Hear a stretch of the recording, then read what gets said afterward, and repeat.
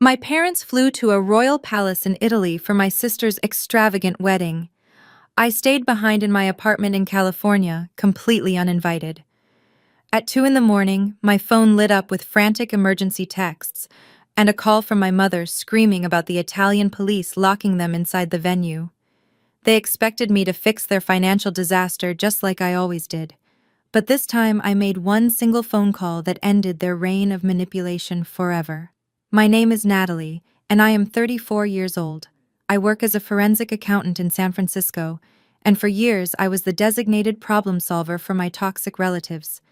Before I continue this story, let me know where you are watching from in the comments below.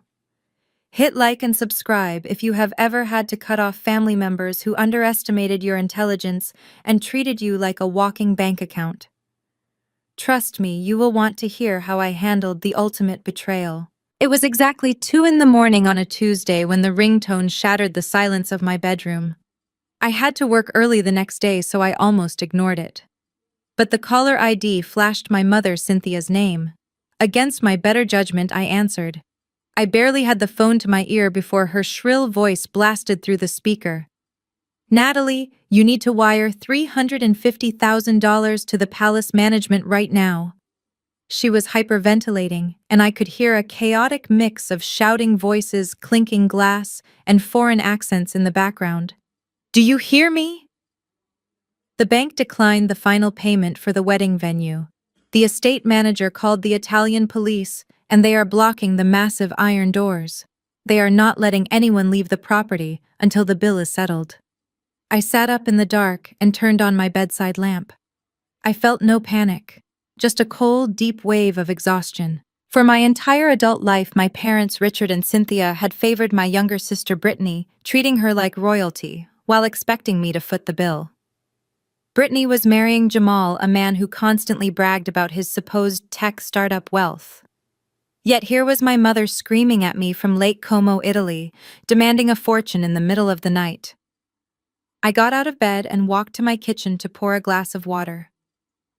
Mom, I am not wiring you a single cent. I kept my voice perfectly level. In case you forgot, I was explicitly uninvited from this magnificent royal wedding. But you are her sister! Cynthia shrieked over the noise of the panicking wedding guests. You are family, and you have to help us. I took a slow sip of water. We established that I was not family 3 months ago. That was when you and Dad told me I would ruin the aesthetic of the wedding photos unless I paid for first-class plane tickets for Jamal's entire extended family. When I refused to drop $50,000 on flights for strangers, you told me I was a selfish, bitter woman and revoked my invitation. So why exactly is the billionaire groom not paying his own venue bill? There was a sudden scuffle on the other end of the line. The sound of my mother crying was replaced by the heavy, angry breathing of my father. Richard snatched the phone. His voice was not panicked like my mother's. It was low, venomous, and dripping with a dark, calculated authority that made my blood run cold. Stop playing games, Natalie, my father growled. The police are threatening to confiscate our passports. Jamal's offshore accounts are temporarily frozen due to an international banking error, and we do not have time for your petty jealousy. You are going to log into your portal and authorize the charge right this second. I leaned against the cool marble of my kitchen counter. Authorize what charge? I do not have a card on file with an Italian palace. My father let out a harsh, cruel laugh that echoed through the receiver. Oh, but you do.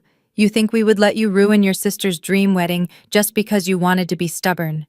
You do not have a choice in this matter, Natalie. The silence in my apartment suddenly felt absolutely suffocating and terrifying. The credit card that just declined at the terminal has your full name on it. He whispered the words with a sickening sense of complete triumph. We used your corporate information to secure the funds yesterday. So if you do not call the bank and clear the fraud alert right now, you are going to jail with us. I gripped the edge of the kitchen counter, my knuckles turning bone white against the dark granite. You stole my social security number. The words felt heavy and surreal on my tongue. You committed federal identity theft to pay for a wedding I was banned from attending. There is no theft in family, Richard snapped back. His voice was entirely devoid of guilt. Do not be dramatic, Natalie. We simply leverage the excellent credit profile of your little accounting business. You sit in that depressing apartment all day, hoarding your paycheck, while your sister is out there building a real brand. Brittany has hundreds of thousands of followers. She is a lifestyle influencer. She needed a royal palace to secure her sponsorships and brand deals. What do you even need money for? Another boring gray pantsuit for your cubicle. I closed my eyes, taking a deep, slow breath to steady my racing heart. For years, I had played the dutiful daughter. When Dad needed a loan for a new car, I co-signed the paperwork. When Mom wanted a luxury kitchen remodel to impress her country club friends, I emptied my personal savings. They always promised to pay me back, but the money never once materialized. I finally established firm boundaries and stopped enabling them 3 years ago. In return, they branded me the family villain and cut me out of their glamorous events. I am a forensic accountant, Dad, I said, keeping my voice dangerously calm and professional. My entire career is built on tracking financial fraud and corporate embezzlement. Do you have any idea what the federal government will do when they realize the applicant's signature is forged? The credit line is tied directly to my firm. They will not know anything unless you open your mouth, Richard said, his tone shifting from defensive to aggressively demanding. You owe us this, Natalie. We raised you. We put a roof over your head for 18 years. It is about time you paid us back for everything we sacrificed to give you a decent life. Brittany deserves this fairy tale wedding, and Jamal is going to make millions with his tech startup soon anyway. He is a genius. He will pay off the entire balance next week when his investors wire the next round of funding. A sharp, bitter laugh escaped my lips before I could stop it. Jamal paying it off. The man who supposedly made a fortune in cryptocurrency but could not even afford his own flight to Italy. You are completely delusional, I told him. I am not authorizing a $350,000 fraudulent charge. I do not care if Jamal promises to pay it back tomorrow. I am not putting my name and my professional license on the line for $250,000 of toxic debt. In the background, I could hear the heavy boots of the Italian authorities pacing across the marble floors of the venue. A man with a thick accent was shouting orders instructing his officers to secure the perimeter. My mother was sobbing uncontrollably, now loudly wailing to anyone who would listen about how she was going to spend her twilight years rotting in a foreign prison cell. Then you better prepare to lose everything, Richard snarled. Because if you do not call Chase Bank in the next 5 minutes and tell them the charge is entirely legitimate, the venue manager is pressing criminal charges. We will tell the police you set up the card for us as a surprise wedding gift and then maliciously canceled it at the last minute just to humiliate us. We will drag you into this international mess. My stomach twisted violently. They were cornered animals and they were entirely willing to destroy my life to save their own skin. And think about your precious credit score, Natalie, he continued, his voice dripping with venomous malice. That perfect 800 you are always bragging about. If we default on this card because you refuse to clear the fraud alert, the massive debt goes straight to your social security number. Your credit profile will be completely ruined. You will never get a mortgage for a house. Your firm will go under. Your corporate clients will drop you the second they see a massive defaulted overseas debt on your background check. He thought he had me checkmated. He thought the threat of financial ruin would break my resolve just like it always did when I was a naive teenager. He expected me to crumble, to cry, to beg for a compromise. Instead, I felt an unfamiliar sense of absolute clarity wash over me. The fear evaporated. In its place was a cold, calculating fury. They had crossed the final line. This was no longer just toxic family dynamics. This was a felony. Are you done? I asked, my voice eerily quiet. Call the bank, Richard barked. Before I could say another word, a new voice pierced through the phone. Natalie. How could you do this to me? Brittany wailed. Her sobs were loud, theatrical, and entirely devoid of genuine distress. You are ruining my entire aesthetic. Do you know how embarrassing this is? Jamal is standing right here, and his family is watching the Italian police treat us like common criminals. I listened to my 28-year-old sister throw a toddler-level tantrum. There was no apology for the fact that our father had just confessed to a federal crime. There was no acknowledgement of the massive legal risk they had forced onto my shoulders. To Brittany, the only actual crime committed tonight was that I was not playing my assigned role as the family ATM. She continued her tirade, her voice echoing off the stone walls of whatever palatial hallway she was hiding in. The videographer is charging us by the hour, Natalie. We were supposed to be filming our grand exit under a canopy of sparklers.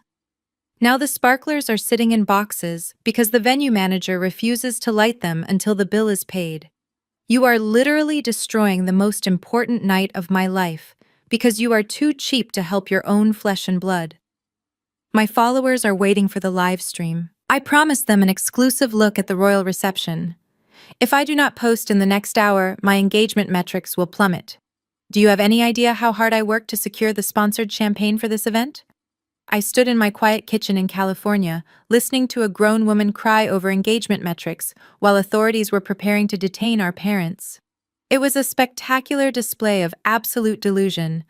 My parents had spent decades cultivating this exact behavior. They had taught Brittany that the world revolved around her aesthetic desires, and that my sole purpose in life was to pave her way with my hard-earned money. I pressed the phone harder against my ear. Brittany, do you understand that Dad committed identity theft? He used my social security number to open a business line of credit. If I authorize this, I am complicit in fraud. I do not care about your stupid credit score, Brittany shrieked, cutting me off completely. You are always obsessing over spreadsheets and boring rules. This is my wedding. You should be honored that Dad used your company name. It is the only exciting thing your firm has ever been involved in. Jamal and I are supposed to leave for our Maldives honeymoon in 6 hours. Our first-class flights and the overwater bungalow are waiting. But now Jamal is incredibly stressed and my makeup is ruined. She paused to let out a dramatic gasp for air before delivering her final demand. And you know what, Natalie? You owe me an apology for this ridiculous stress. When you call the bank to fix the card, you need to have them authorize an extra $50,000. We need cash for the honeymoon excursions and to tip the venue staff for the inconvenience. Consider it your wedding gift to us, since you were too stubborn to buy our flights in the first place. You need to make this right immediately, or I am never speaking to you again. I did not say a word. I let the heavy silence stretch across the transatlantic connection. On the other end of the line, the chaotic background noise seemed to quiet down slightly. My family interpreted my silence as surrender. They thought they had won the battle. They thought the combined weight of my father's aggressive threats and my sister's hysterical demands had finally crushed my resistance. I could hear my mother whispering in the background, telling Brittany to calm down, because I was probably logging into my banking app right now. My father muttered something about how I always needed a firm hand to remind me of my place in the family hierarchy. They were entirely wrong. I was not breaking down. I was not crying out of guilt. And I was certainly not calling the bank to authorize their fraudulent spending spree. Instead, I reached out and opened my work laptop. The screen illuminated the dark kitchen, casting a cool blue glow across my face. I bypassed my standard personal accounts and booted up my secure corporate VPN. I logged directly into my forensic accounting databases. These were the high-level encrypted servers I used to track down hidden assets for my corporate clients and investigate international financial fraud. If Jamal was such a wealthy tech genius with millions in offshore crypto staking, I wanted to see it with my own eyes. I wanted to see exactly who my golden child sister was actually marrying. The software I used was not available to the general public. It pulled data from international tax registries, property deeds, court filings, and encrypted credit bureaus. I needed his exact date of birth, which I remembered from a pretentious save-the-date card Brittany had mailed me months ago. I entered his full legal name and his birth date into the Global Asset Tracking Portal. I hovered my finger over the Enter key. I was ready to dismantle the illusion piece by piece. I hit search. The loading icon spun on my screen, diving deep into encrypted financial servers, while the algorithm compiled Jamal's actual net worth. I picked my phone back up. The silence on their end was heavy with expectation. They genuinely believed I was currently entering my banking passwords to save them. "I am not doing it," I said, my voice slicing through the static of the international connection. "What do you mean you are not doing it?" my father demanded. "I mean exactly what I said. I am a licensed forensic accountant. I work alongside federal auditors and corporate legal teams. If I call the bank and authorize a $350,000 charge on a business credit card that was opened fraudulently using my stolen social security number, I become legally complicit. I become an accessory to wire fraud and identity theft. I would lose my certified public accountant license. I would face federal prosecution. I am not going to federal prison because you wanted to drink vintage champagne in an Italian castle." My mother snatched the phone away from my father. Her voice was no longer panicked or weeping. It had hardened into something ugly and vicious. "If you do not make this payment, Natalie, I will make sure you lose that precious career anyway." I raised an eyebrow, staring at the loading bar on my computer monitor. "Is that a threat, Mom?" "It is a promise," Cynthia hissed. "You think you are so untouchable in your fancy San Francisco high-rise. If you let us get arrested tonight, I will personally destroy your professional reputation. I will call the senior partners at your accounting firm. I will find every single one of your corporate clients on LinkedIn, and I will message them directly. I will tell them you are a heartless, abusive daughter who abandoned her family in a foreign country to rot in jail. I will tell them you are financially abusive and mentally unstable. Let us see how many million-dollar accounts you manage when the entire industry thinks you are a sociopath who left her own sister stranded." The sheer audacity of her threat was staggering. My mother was willing to launch a full-scale defamation campaign against her own daughter to protect her own ego. She was weaponizing my career, the very career she mocked and belittled, to force my compliance. "You can call whoever you want," I replied, keeping my tone deadpan. "My firm conducts extensive background checks on all employees. They know exactly who I am, and they know my financial records are spotless. When they find out my parents committed identity theft, they will send a corporate security team to help me press charges, so please, Mom, be my guest. Call my boss." A string of frantic curses erupted from Brittany in the background. She was crying so hard she was hiccuping, demanding that somebody just fix the situation before the police officers lost their patience. I could hear the heavy thud of the venue doors being locked shut by the Italian authorities. Then the chaotic background noise was suddenly muffled. Someone had taken the phone and stepped away from the screaming women. When the new voice spoke, it was smooth, calm, and dripping with condescension. It was Jamal. "Listen, sis," Jamal said, using a nickname that made my skin crawl. "Let us all just take a deep breath and look at this logically. There is no need for everyone to get so emotional over a temporary cash flow issue." I stared at the screen. The search results were finalizing. "Temporary cash flow issue?" I repeated. "Exactly," Jamal purred, leaning into his fake tech billionaire persona. "You know how it is with decentralized finance, sis. The liquidity pools are locked until the next smart contract executes. It is just standard protocol, but the Italian police do not understand crypto staking, so here is what we are going to do. You just float the cash for the weekend to get these cops off our backs. Clear the card and let the venue get paid. My main trust fund unlocks on Monday morning Pacific Standard Time. When it hits, I will wire you $500,000 for the trouble. Consider the extra $150,000 an apology for the late-night wake-up call. We are all family here, so let us just handle this like adults." I stared at my laptop screen as the final financial report rendered in front of me. The data on my new brother-in-law was completely unencrypted and laid out in black and white. The data on my new brother-in-law was completely unencrypted and laid out in black and white. While I read the shocking truth on my screen, Jamal continued talking. He was clearly trying to assert his dominance and play the alpha male, assuming I was just some naive woman he could easily intimidate with financial jargon. "Look, Natalie, I know you are used to the slow-paced world of traditional corporate accounting, he said, his tone thick with unearned arrogance. You deal with payroll and spreadsheets. That is cute. But you have to understand that high net worth individuals like me operate differently. My capital is currently deployed in a highly sophisticated Web3 ecosystem. We are talking about decentralized blockchain architecture and algorithmic staking. My fiat currency is temporarily locked in offshore liquidity pools to maximize yield before our next Series A funding round. He let out a soft, condescending chuckle. You see, the wealthy do not keep liquid cash sitting in a checking account like average working-class employees. We leverage our assets. We utilize debt as a tool. The problem tonight is simply a geographical restriction on my digital wallets. My wealth manager in Dubai is currently asleep, so I cannot authorize the manual override. I need you to step up and act like a team player for the family.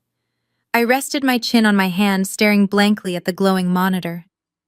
The sheer volume of buzzwords he was stringing together was almost comical. He sounded like a man who had memorized a cryptocurrency podcast, but had no actual idea how global finance worked. So let me get this straight, Jamal, I said, keeping my voice perfectly flat. You are a tech visionary with millions of dollars in offshore accounts. You are securing massive venture capital funding and generating explosive yields on your decentralized assets. Exactly, Jamal replied, sounding incredibly smug. He clearly thought I was buying into his ridiculous illusion. That is why this venue bill is just a tiny administrative hiccup. It is pennies to me. Right, I said. I scrolled down the page on my forensic software, opening his historical banking profile. It is a glaring contradiction, Jamal, I said, my tone analytical and cold. If this $350,000 bill is just pennies to you, why exactly did my 60-year-old father have to commit a federal felony to pay for your wedding? There was a brief stuttering silence on the other end of the line. If you are swimming in angel investor cash, why could you not pay for your own family to fly out to Italy? I pressed, refusing to give him an inch to breathe. Why are you standing in a rented Italian palace begging your wife's sister to float you cash in the middle of the night? If you are a visionary CEO, why did my mother have to finance your rehearsal dinner on her personal credit card last night? Why is a so-called crypto millionaire relying on the credit score of a woman he claims just does cute little spreadsheets in a cubicle? You just do not get it. Jamal snapped, his smooth alpha male facade cracking instantly under basic logical scrutiny. My money is tied up. It is a complex international banking delay. The Italian banks are notoriously hostile to blockchain assets. I have a massive trust fund unlocking on Monday. I already told you I will pay you back with heavy interest. You just need to stop being so paranoid and push the authorization through before the police escalate this. My parents immediately chimed in from the background, eager to defend the golden son-in-law. Do not speak to him like that, Natalie, my mother scolded. Jamal is going to be incredibly wealthy.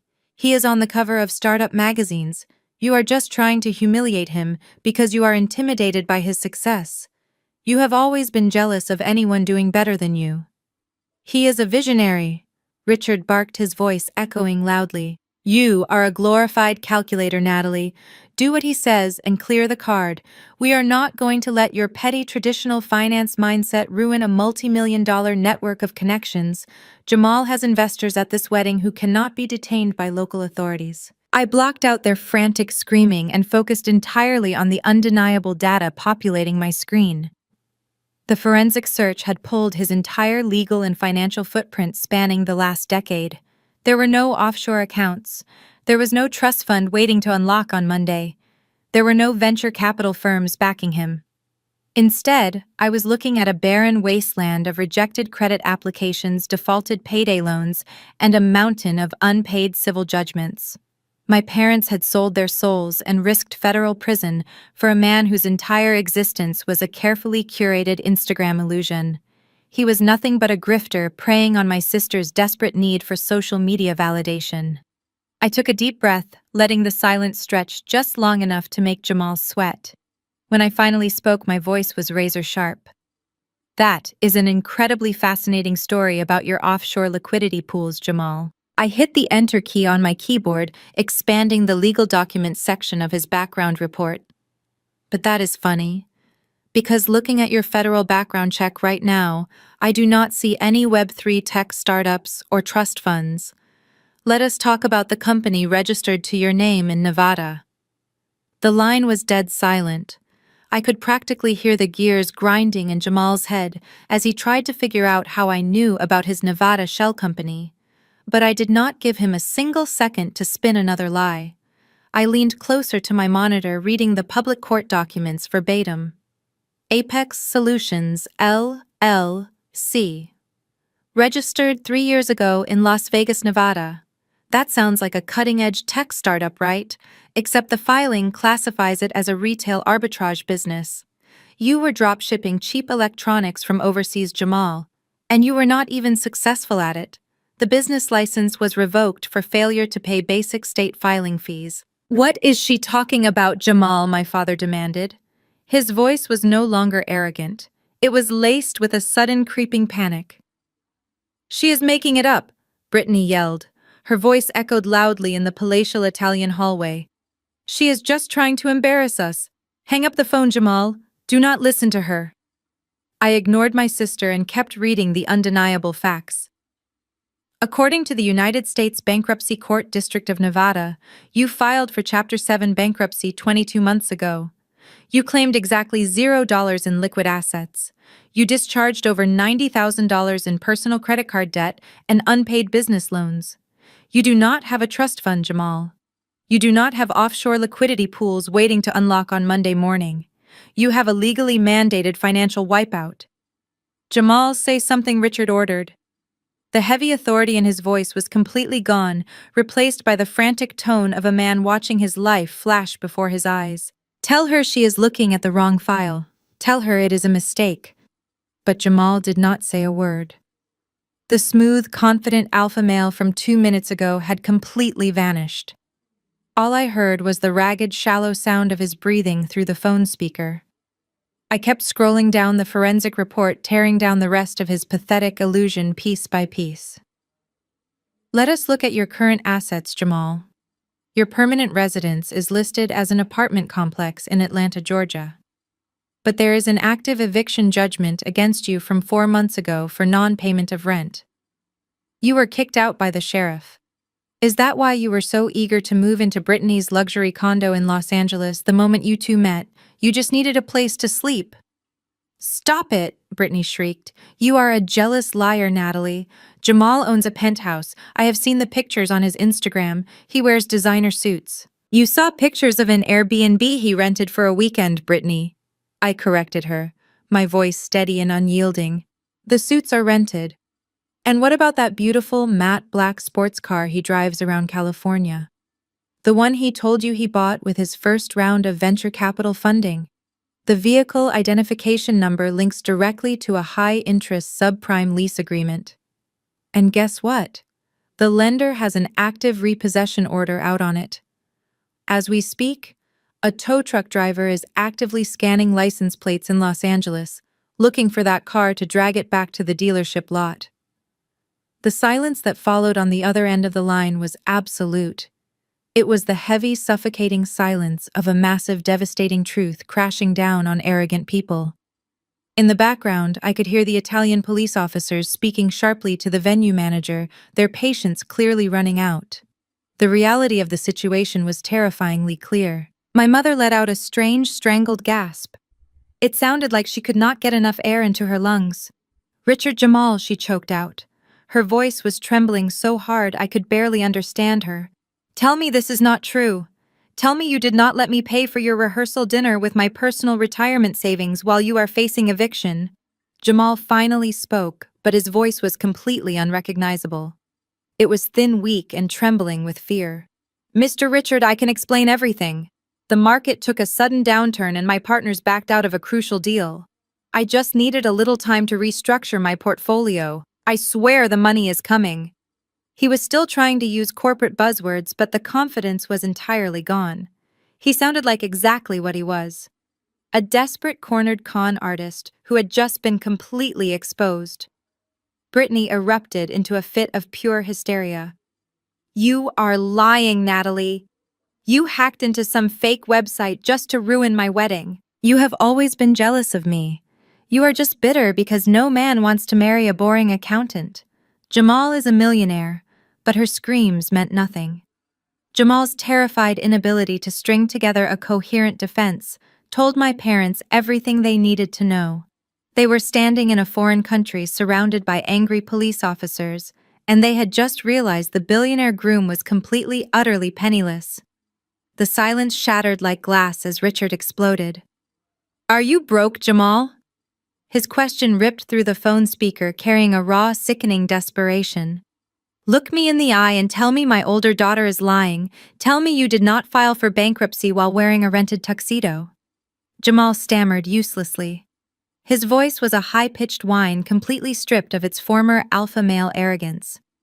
"Mr. Richard, you have to understand how the system works.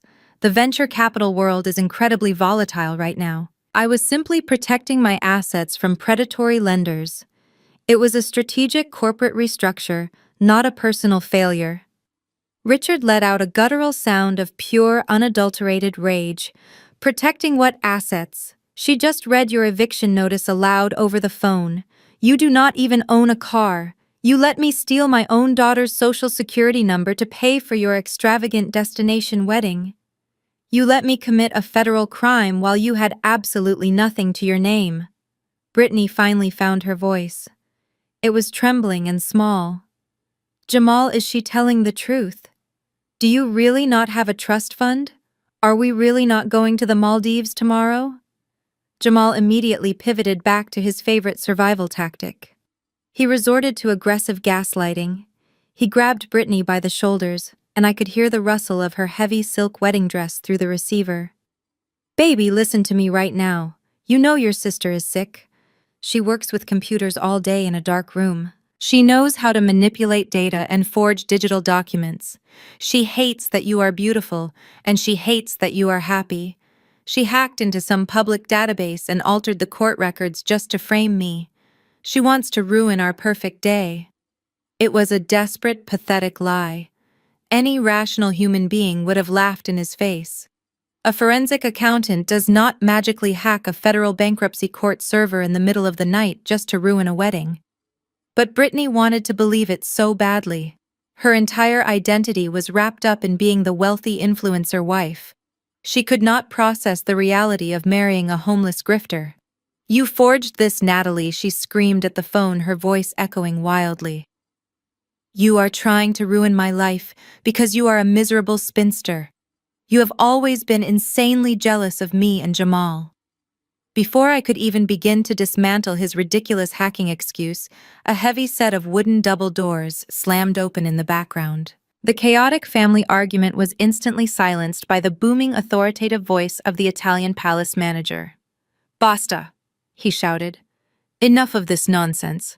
His heavy leather boots echoed loudly against the marble floors, followed closely by the synchronized heavy footsteps of several armed police officers. The authorities had completely run out of patience. "I have given you every single opportunity to resolve this matter quietly," the manager barked in heavily accented broken English. "The American bank has officially confirmed the credit card is fraudulent. You have provided no alternative method of payment. You are actively stealing from this historical estate." The unmistakable metallic clink of handcuffs being unclipped from a police belt echoed sharply through the phone. It was a terrifying, sobering sound.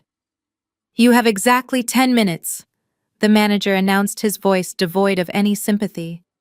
10 minutes to produce the $350,000. If the funds are not secured, the police will place every single one of you in handcuffs. You will be escorted to the provincial jail for the night, and your passports will be seized by the magistrate. The wedding is officially over." Total panic descended upon my family. Brittany began to hyperventilate, letting out short, breathless sobs as the reality of a foreign prison cell finally broke through her delusions. Richard started pleading loudly with the officers, begging for access to an embassy phone and promising he was a respected American businessman. I sat perfectly still in my quiet apartment in California, sipping my water.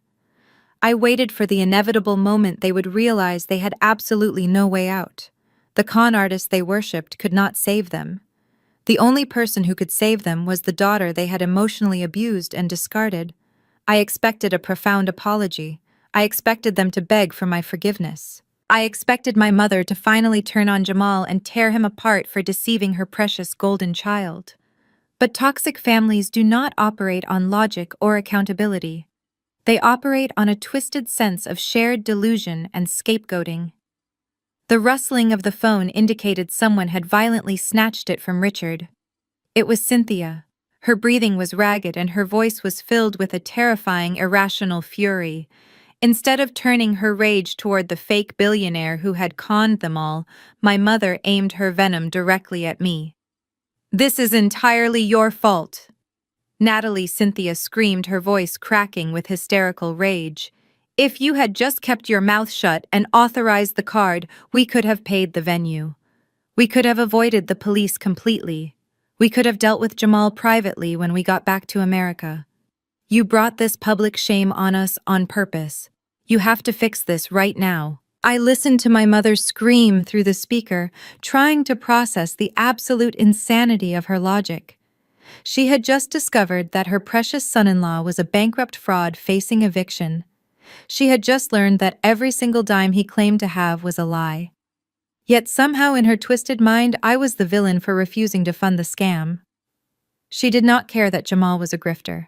She only cared that I had exposed the grift in front of the Italian police and ruined their wealthy facade. "Mom, are you listening to yourself?" I asked, my voice laced with absolute disbelief. "You want me to commit federal wire fraud to protect a man who just lied to your face? You want to pretend he is a millionaire just so you do not look bad in front of the wedding guests?" "Yes," Cynthia shrieked without a single ounce of hesitation. "That is exactly what family does. We protect our image. Do you know who is out in that courtyard right now? There are local politicians out there. There are country club presidents from back home.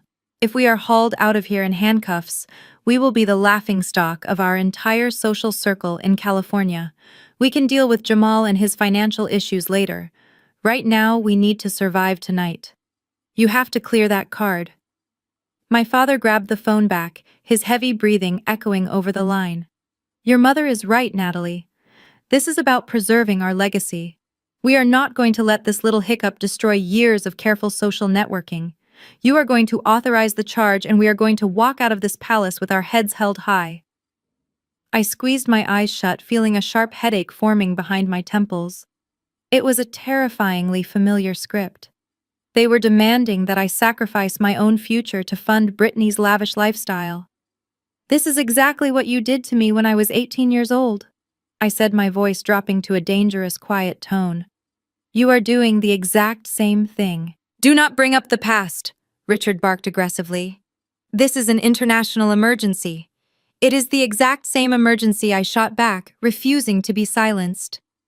"Do you remember the week before my high school graduation? I had just been accepted into a top-tier accounting program. I asked you for the login to my college savings account, the one my grandparents set up for me. And what did you tell me, Dad?" Richard scoffed loudly. "I told you that family resources had to be reallocated. It was a necessary financial decision." "Reallocated," I repeated, the sterile word tasting like ash in my mouth. "You drained $40,000 from my college fund to pay for Brittany's extravagant Sweet 16 party. You rented a yacht in the marina. You hired a celebrity DJ. You spent my entire educational future so Brittany could take pictures with a customized ice sculpture.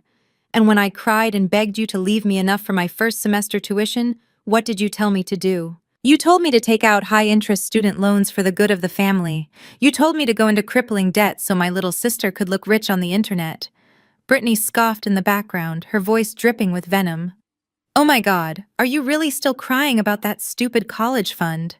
I was turning 16, Natalie. It was a massive milestone. You can always get federal student loans, but you only turn 16 once. You are so incredibly selfish, holding on to a grudge for over a decade." "I am not holding a grudge, Brittany," I said smoothly. "I am establishing a pattern. You and our parents have a pathological need to project wealth you do not possess, and you constantly expect me to be the sacrificial lamb that pays for it. But the difference between me at 18 and me at 34 is that I am no longer financially dependent on any of you. I do not have to take out loans for you anymore. And I certainly do not have to authorize a fraudulent credit card to keep you out of a foreign jail cell. The line went dangerously quiet. I could hear the Italian police officers in the background speaking rapidly into their radios. Their 10-minute deadline was rapidly approaching. The illusion was crumbling and my parents were completely out of options. Richard's breathing was heavy and ragged over the speaker. The desperate panic in his voice was suddenly replaced by a cold, calculating cruelty. He thought he still had one final trump card left to play. He thought he possessed the ultimate leverage to break my boundaries and force my compliance. You are going to authorize that card, Natalie. Richard sneered, his voice echoing with absolute malicious authority. You are going to call the bank right now and clear the fraud alert. Or we are selling the Newport Beach house tomorrow morning. We will liquidate the property, pay off the venue ourselves, and cut you out of the will completely. You will not see a single dime of inheritance. You will be dead to us.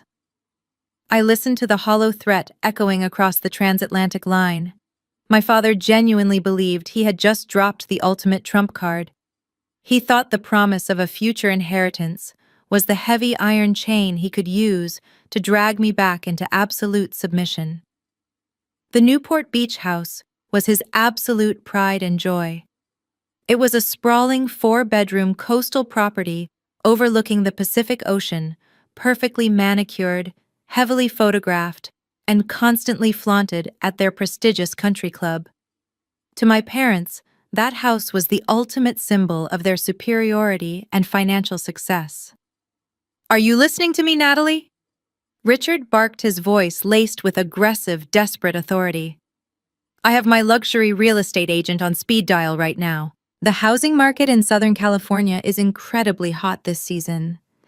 That property is worth at least $2.2 million easily. We can list it by tomorrow morning and have an all-cash buyer lined up by the end of the week. We will pay off this ridiculous Italian venue bill out of pocket to save Jamal the hassle. And then your mother and I are going to take the rest of the equity and enjoy our golden years. He was breathing heavily, practically spitting the words into the receiver. We will buy a luxury penthouse in Miami. We will travel the world with Brittany and her new husband. And we will make sure our lawyers draft a new ironclad will the second we land back in America. You will be legally and permanently disinherited. Cynthia chimed in, her voice trembling with a sickening mixture of fear and malicious excitement. We will leave every single remaining asset to your sister. You will get absolutely nothing. Not a single piece of jewelry, not a single antique, not a single dollar of the family estate. You will be completely erased from this family tree, all because you were too selfish and stubborn to make one simple phone call to your credit card company. Another loud, authoritative shout in Italian echoed in the background. The heavy metallic clinking of handcuffs grew louder. The venue manager was officially done waiting. Time is up, Richard yelled, pure frantic panic bleeding back into his voice. The police officers are physically stepping toward us. I need your verbal confirmation right now, Natalie. Say it out loud on this recorded line. Say you are authorizing the $350,000 charge so I can put you on speakerphone for the palace manager and the bank. Say it right now, or you lose the family house forever. It was a brilliant masterclass in emotional manipulation. For my entire 34 years of life, this was the exact playbook they relied on to keep me in line. Whenever I tried to establish a basic human boundary, they would immediately threaten my future security. They would dangle the promise of the family estate over my head, forcing me to endure their constant disrespect and finance their wild delusions just to stay in their good graces. They expected me to panic. They expected me to frantically apologize, break down crying, and beg them not to cut me out of the will. But I did not panic. I did not apologize. Instead, a sound escaped my throat that I had not made in years. It started as a low, quiet chuckle, and quickly blossomed into a full, loud, genuine laugh.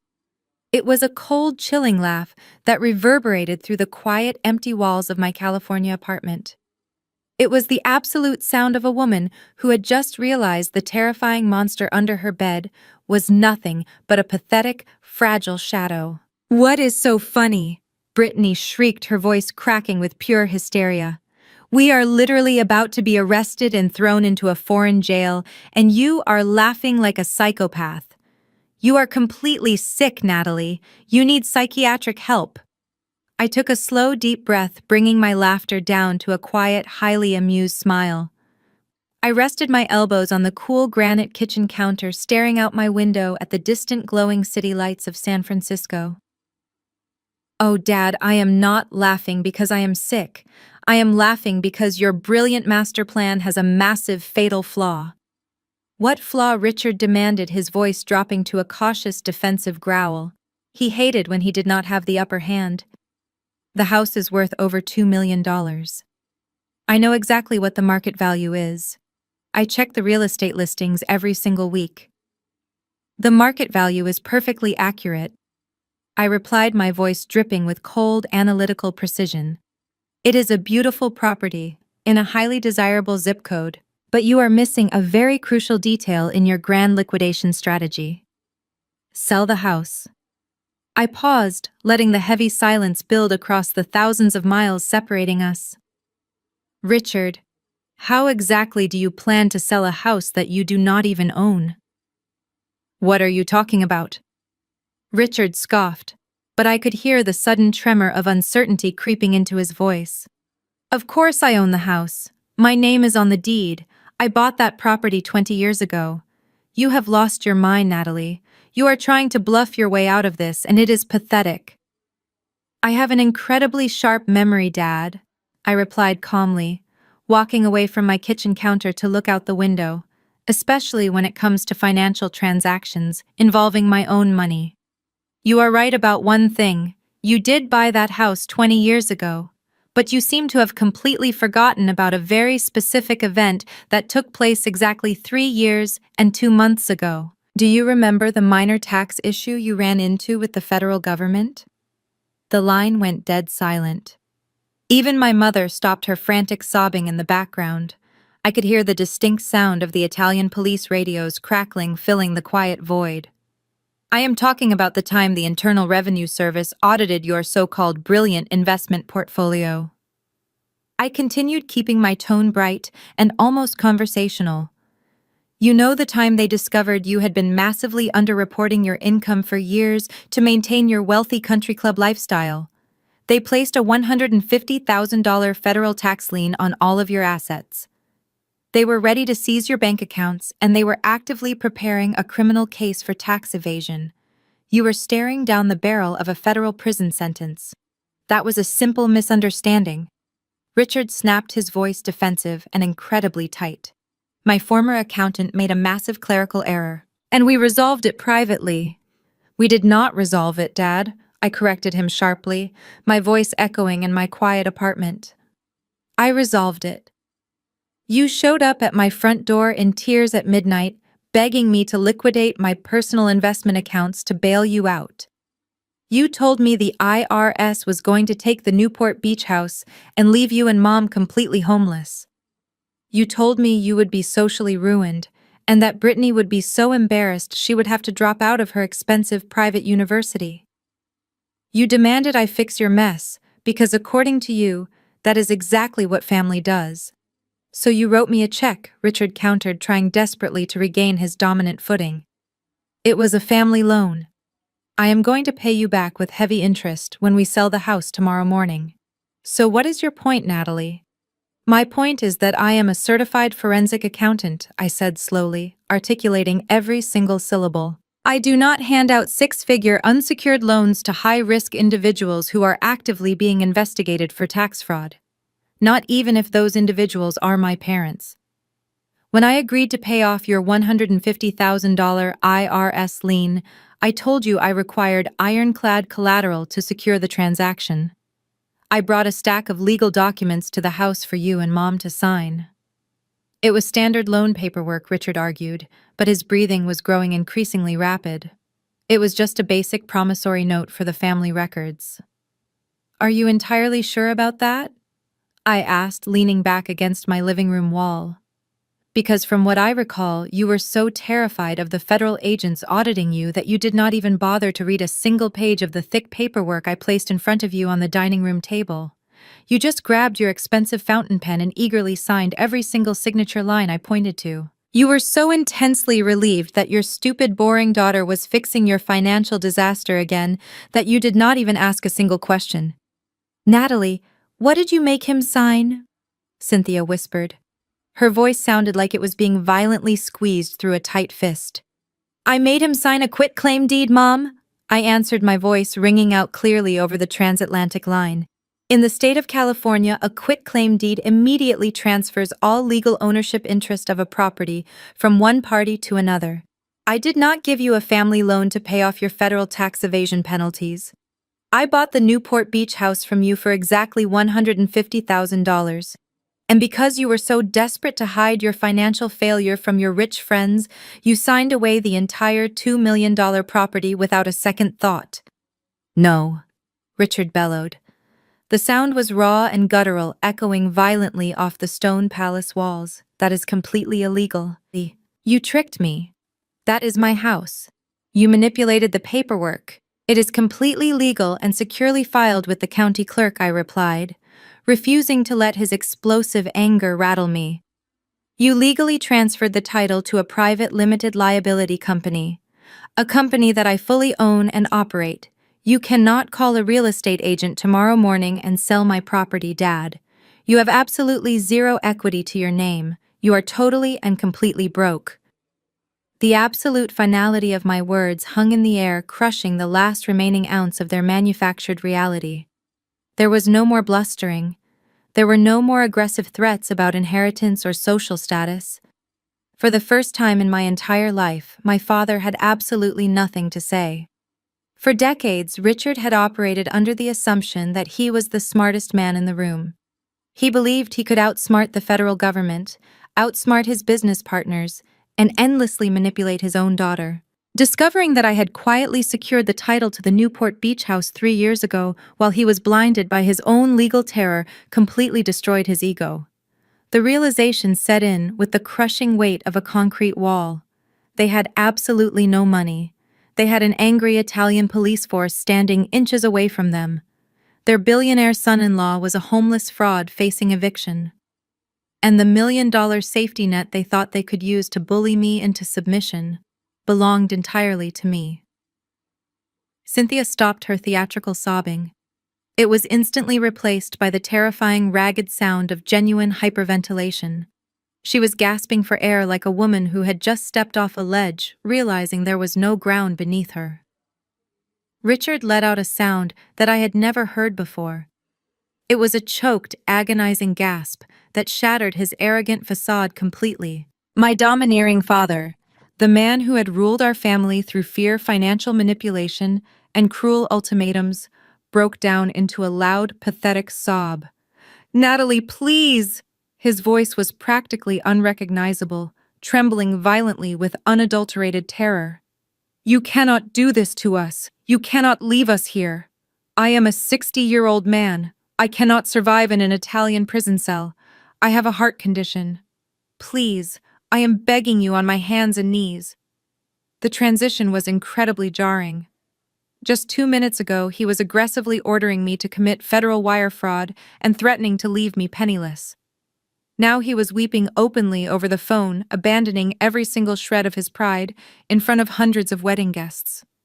I listened to the chaos erupting in the background. The heavy synchronized footsteps of the carabinieri echoed loudly against the marble floors.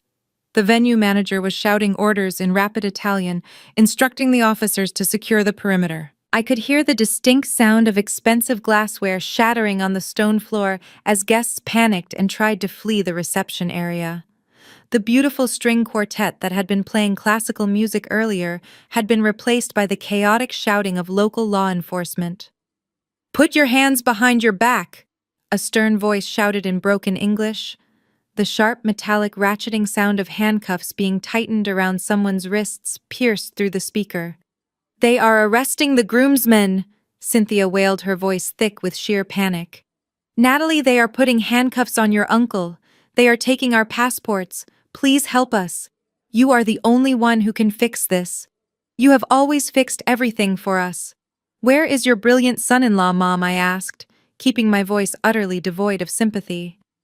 Why is Jamal not using his massive network of venture capitalists to pay the venue manager?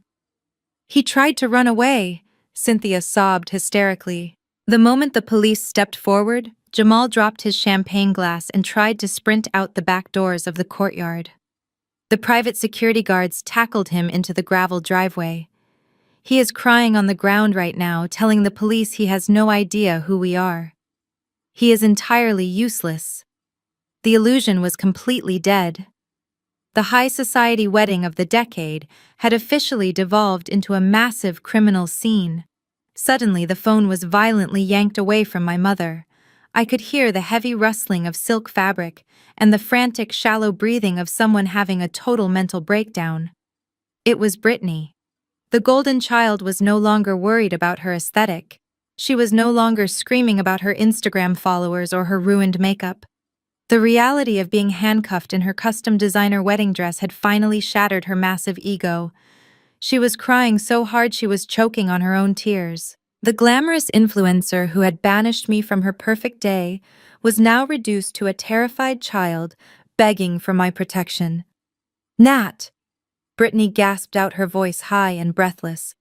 She had not called me by my childhood nickname in over a decade.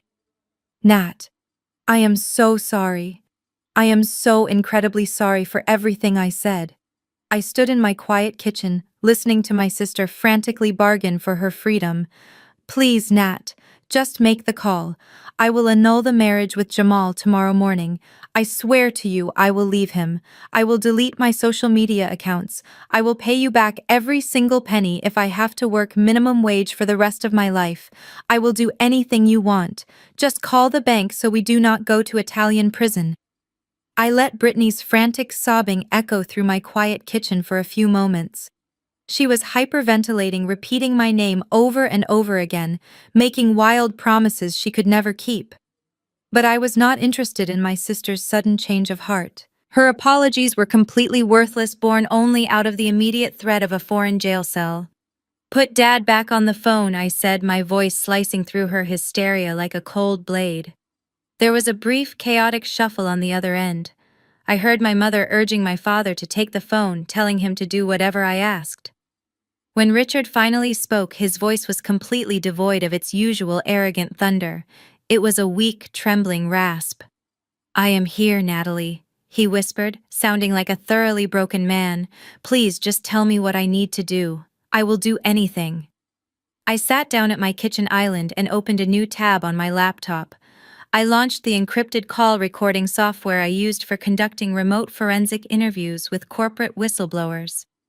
I watched the green audio wave activate on my screen, ensuring it was picking up the transatlantic audio feed with crystal clear precision. If you want me to even consider calling the bank, Richard, I need you to do exactly as I say, I instructed, keeping my tone clinically detached. Put me on speakerphone right now. I heard the dull click of the phone being switched to speaker. I am on speaker. Richard confirmed, his breathing heavy and ragged. We are all listening. Good, I said. Now, before I make any calls to any financial institutions to clear this massive debt, I need to understand exactly how we got into this situation. I need you to tell me exactly how a $350,000 charge ended up on a credit card tied to my accounting firm. And I need you to be incredibly specific, Dad. No vague excuses. No deflecting blame. Richard hesitated. The silence stretched for a few agonizing seconds. He was a man who had spent his entire life avoiding accountability, dodging taxes, and hiding behind layers of deceit. Telling the unvarnished truth was entirely unnatural to him. Do it, Richard, Cynthia hissed aggressively in the background. She is giving us a way out. Just apologize to her so she can make the call. The police are bringing out the zip ties. Richard swallowed hard, the sound amplifying over the speaker. Okay, he gasped. Okay. I will tell you everything. Just please prepare to dial the bank. I watched the green recording wave spike on my monitor. Go ahead, I commanded. I applied for a high-yield corporate credit card 2 weeks ago. Richard began, his voice shaking violently. The venue manager here in Italy demanded a final upfront payment, and Jamal's funds were allegedly delayed. We did not have the cash flow. So I went online to Chase Bank. And whose information did you use to fill out that application? I prompted, refusing to let him gloss over the crime. I used your information, Natalie. He confessed, a pathetic sob breaking his sentence in half. I used your full legal name. I used your home address in California. I listed your forensic accounting firm as the primary business entity. I leaned closer to my laptop screen, watching the audio file capture every single damning syllable. And how exactly did you bypass the federal identity verification process, Richard? I memorized your social security number years ago, he admitted, his voice dropping to a shameful whisper. When you were applying for your first college apartment, I kept a copy of your tax documents. I typed your social security number into the bank application. I checked the box, claiming I was the authorized business owner. I forged your digital signature. So you intentionally committed identity theft and federal wire fraud, I stated clearly, ensuring the legal terminology was perfectly established on the recording. You stole my social security number to illegally obtain a massive line of credit that you never intended to pay back. Is that entirely correct? Yes, Richard wept loudly, openly crying over the speakerphone. Yes, I did it. Yes, I committed identity theft. I committed fraud. I was desperate to give Brittany her dream wedding, and I was too proud to admit I was broke. I am so sorry, Natalie. I am so incredibly sorry. I was a terrible father. I was greedy and selfish. Please forgive me. Please just call the bank and save us. I promise I will spend the rest of my life making it up to you.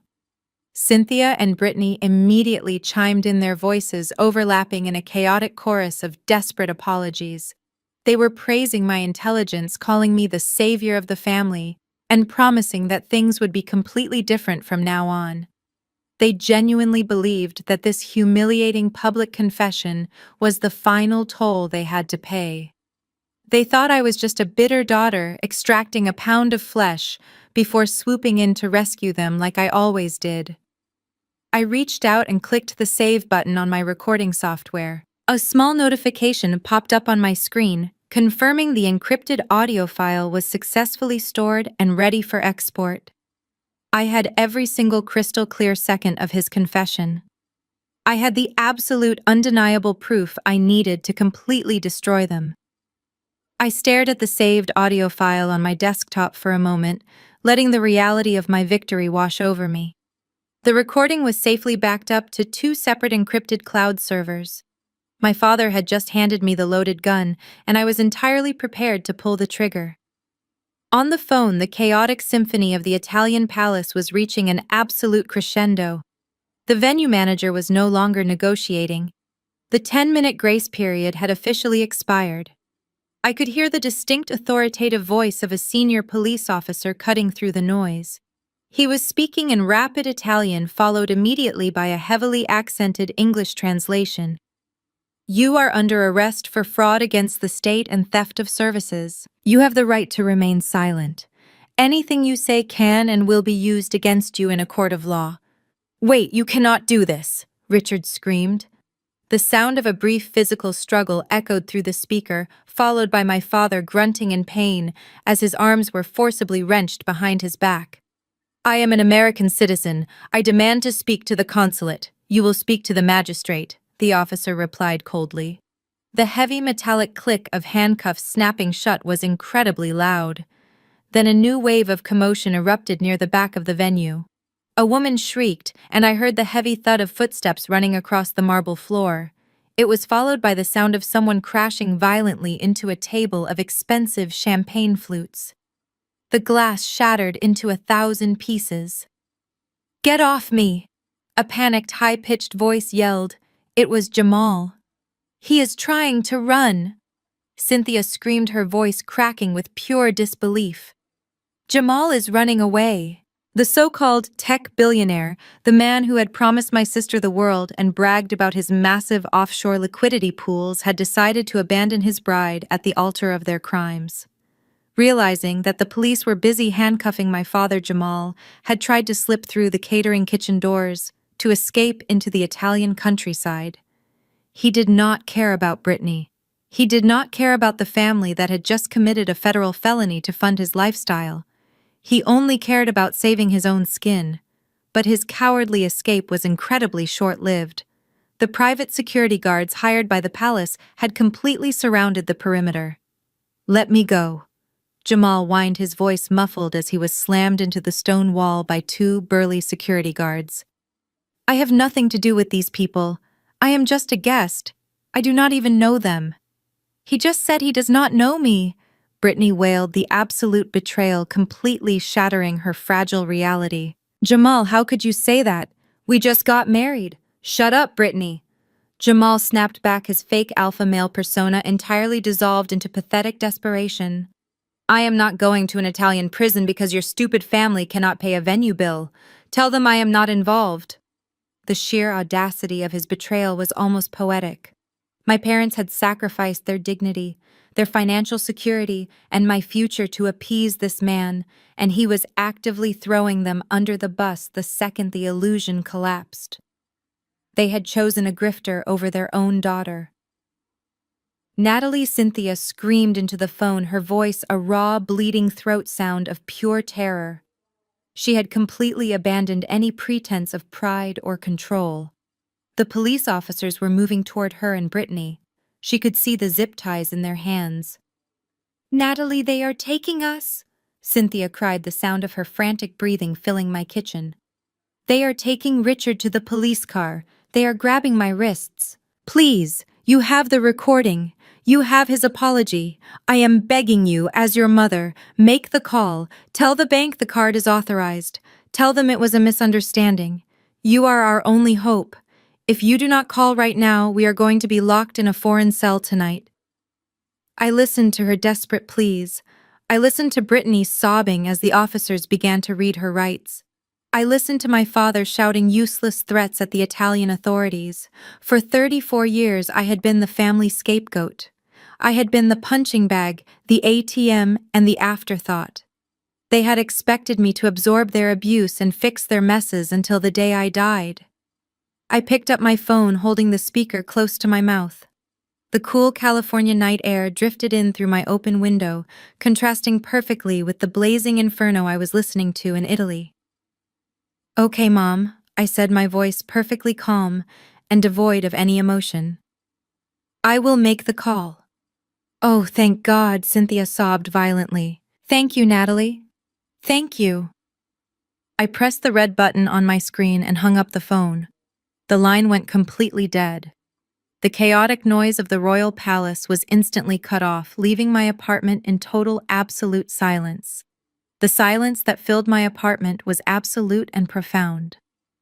For the first time in my entire life, the constant deafening noise of my family's demands was completely gone. I stood in the center of my living room, holding my phone in my hand. The screen went black. There were no more frantic text messages popping up. There were no more hysterical voicemails threatening my future. The chaotic symphony of the Italian police, the shattering glass, and my mother's desperate sobbing had been severed with the simple press of a button. I did not immediately rush back to my computer. I did not pull up the Chase Bank portal. Instead, I placed my phone face down on the granite kitchen island. I turned my back to the glowing screen of my laptop where my father's recorded confession was safely stored. I walked over to my electric kettle and filled it with fresh water. I pressed the power switch and listened to the gentle hum as the water began to heat up. It was just past 3 in the morning now. Through the massive floor-to-ceiling windows of my high-rise apartment, I could see the very first faint hints of dawn beginning to trace the edge of the Pacific Ocean. The deep pitch black of the night sky was slowly softening into a bruised purple. The city of San Francisco was still fast asleep below me, entirely unaware of the massive international drama unfolding thousands of miles away in a rented European palace. For years, whenever my family manufactured a crisis, my body would instantly go into a state of severe physiological panic. My heart would race, my palms would sweat, and my stomach would tie itself into agonizing knots. I was conditioned to absorb their stress as if it were my own. If Brittany overdrew her checking account, I felt the panic. If my father made a bad investment, I lost sleep trying to restructure his debt. They had installed a panic button in my brain and they pressed it whenever they needed a bailout. But standing there watching the water boil, I realized the button was completely broken. My heart rate was slow and steady. My breathing was deep and rhythmic. I felt absolutely no urgency to save them from the Italian authorities. They had dug a massive grave with their own arrogance and greed, and I was perfectly content to let them lie in it. The kettle clicked off. I pulled a small ceramic bowl from my cupboard and measured out a perfect scoop of bright green matcha powder. I poured the hot water over the fine powder and picked up my bamboo whisk. I took my time. I whisked the tea in slow, deliberate zigzag motions, watching the bright green foam rise to the surface. It was a meticulous, grounding morning ritual that I usually reserved for quiet Sundays. Today it felt like a celebration. I brought the warm ceramic bowl to my lips and took a slow sip. The earthy, bitter taste grounded me completely in the present moment. I carried my tea over to the window and watched the horizon.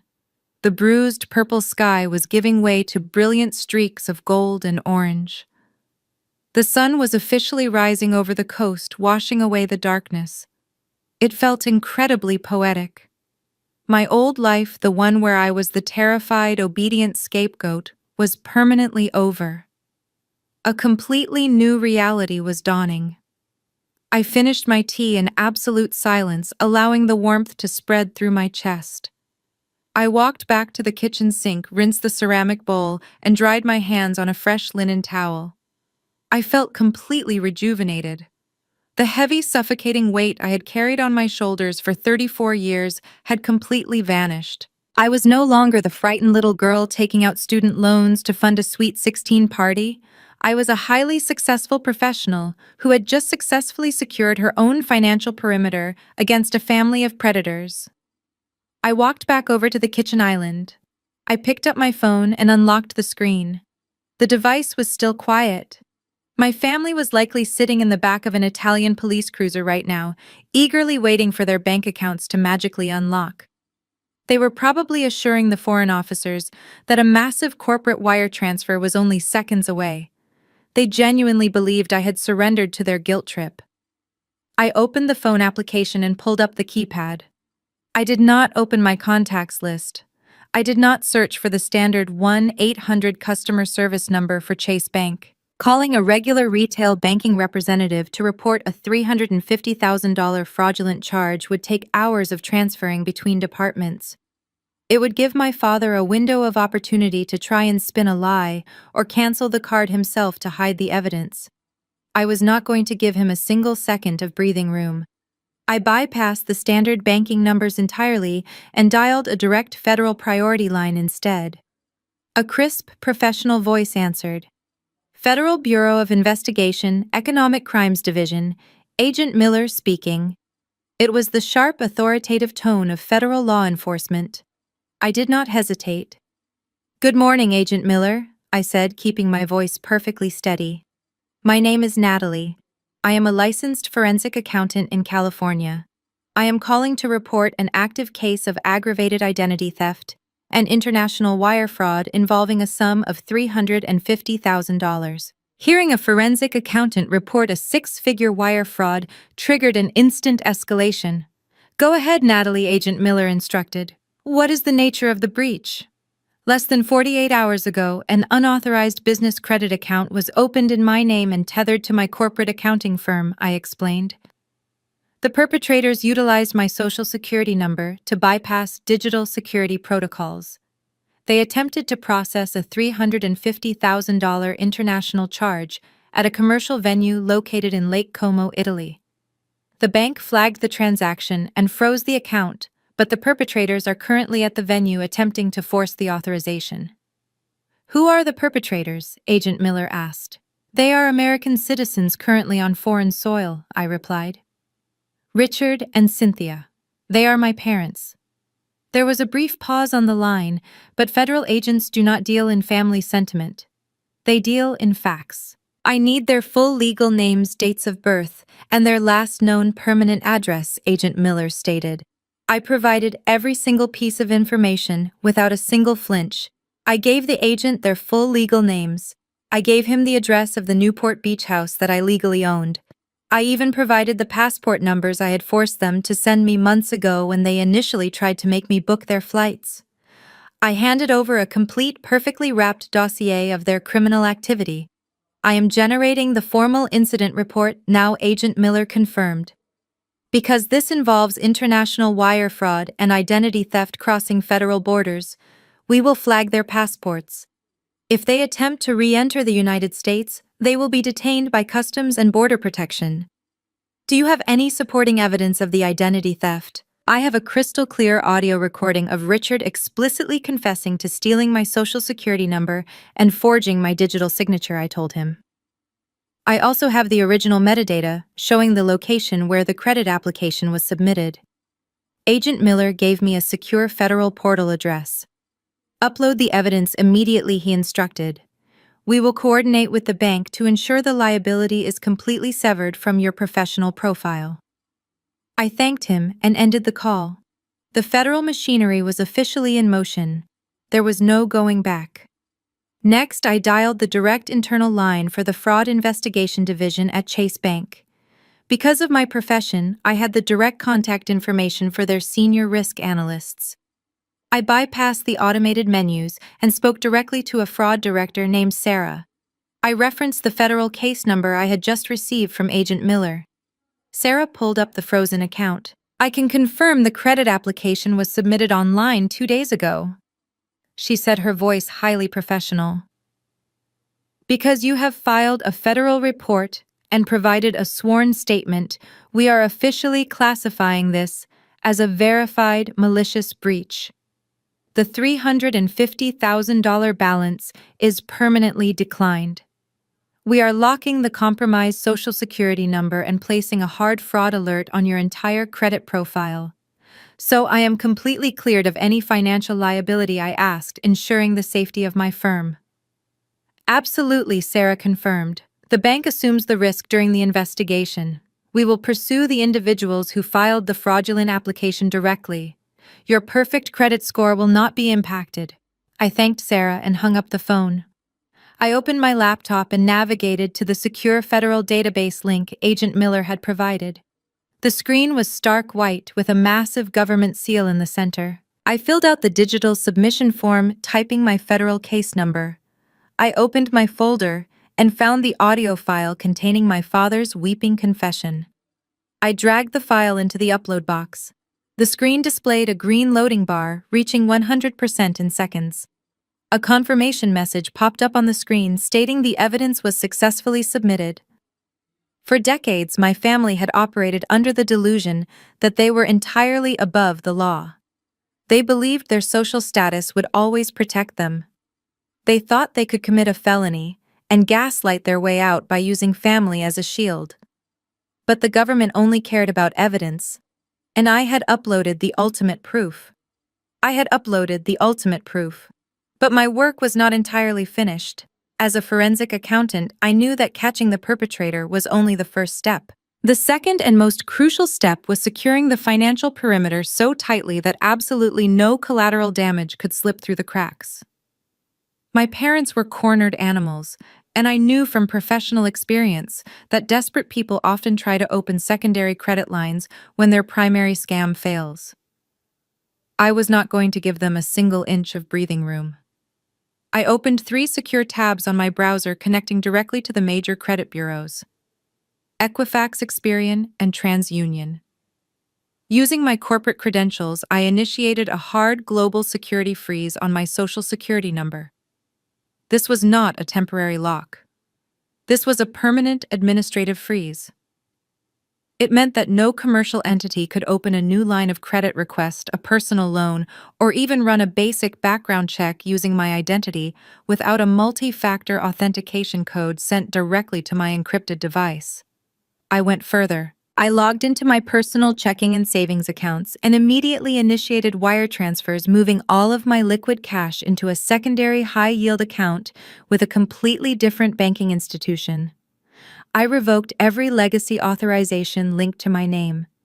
I severed every digital tie that could remotely connect my personal wealth to the toxic sinkhole my family had created. Once my personal assets were secured inside an impenetrable digital fortress, I refreshed the Chase Bank administrative portal. Because I had escalated the issue directly through their senior fraud division, my dashboard had live updates. I sat back and watched the status of the $350,000 charge change in real time. 10 minutes ago, the overseas charge was listed under a yellow tag that read, "Pending Civil Dispute." In the American banking system, a civil dispute meant the institution still considered me a potential party to the debt pending further review. It meant they could still hold my business accountable if they decided the fraud claim was weak. But thanks to the recorded confession and the federal incident report, the automated system updated before my eyes. The yellow text vanished from the screen. In its place, a bold red notification appeared. Criminal fraud confirmed and liability transferred to initiating party. I let out a long, slow breath. That sentence was everything. It was the ultimate legal absolution. It meant the massive corporate legal department at Chase Bank was officially pointing their crosshairs directly at Richard. The bank was no longer coming after me. They were not going to send aggressive collections agents to my apartment. They were not going to report a defaulted debt to the credit bureaus and destroy my perfect credit score. The debt had transformed from an unpaid venue bill into a federal criminal act owned entirely by my father. My phone buzzed against the granite countertop, vibrating loudly in the quiet kitchen. The caller ID displayed the same federal priority number I had dialed earlier. I answered immediately. "Agent Miller here," he said, his voice even sharper and more engaged than before. "I just finished reviewing the audio file you uploaded to our secure server. And is it sufficient for your investigation?" I asked, already knowing the answer. "It is more than sufficient, Natalie," he replied, the sound of rapid typing echoing in the background. "You delivered a textbook confession.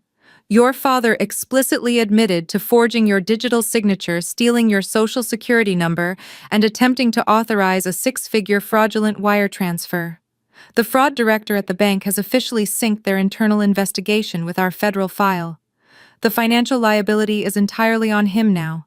Your name is completely clear of this transaction." "That is exactly what I needed to hear," I said, feeling a massive physical weight permanently lift from my shoulders. "There is one logistical issue we need to address." Agent Miller continued, his tone shifting to strict tactical procedure. "I just ran the primary suspect through the Federal Flight Risk Database.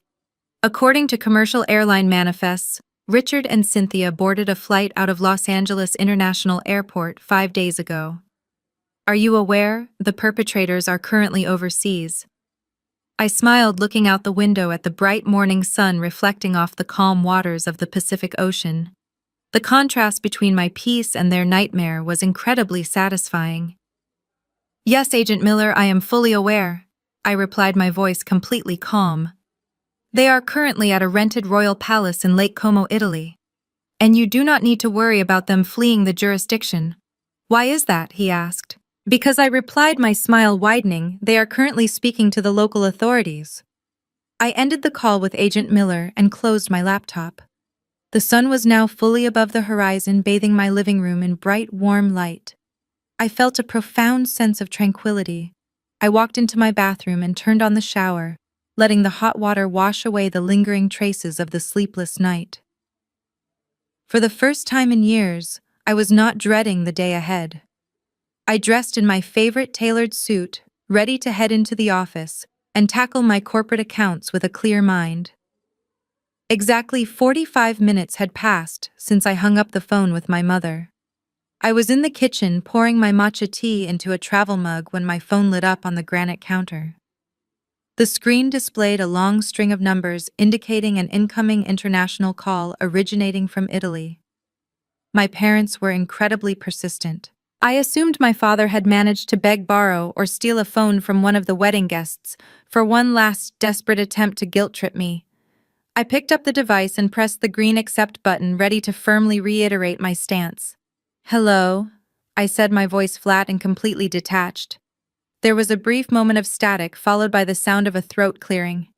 "Buongiorno," a deep, gravelly voice said. The voice did not belong to Richard. It was immediately followed by a second voice, a woman speaking in clear, precise English. "Good morning," she said. "Am I speaking with Miss Natalie?" "This is Natalie," I replied, setting my travel mug down. "Who is calling, please?"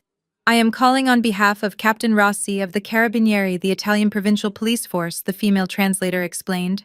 "We are currently stationed at a private estate in Lake Como. Captain Rossi is the commanding officer on site, managing a severe financial dispute involving American citizens who claim to be your immediate family.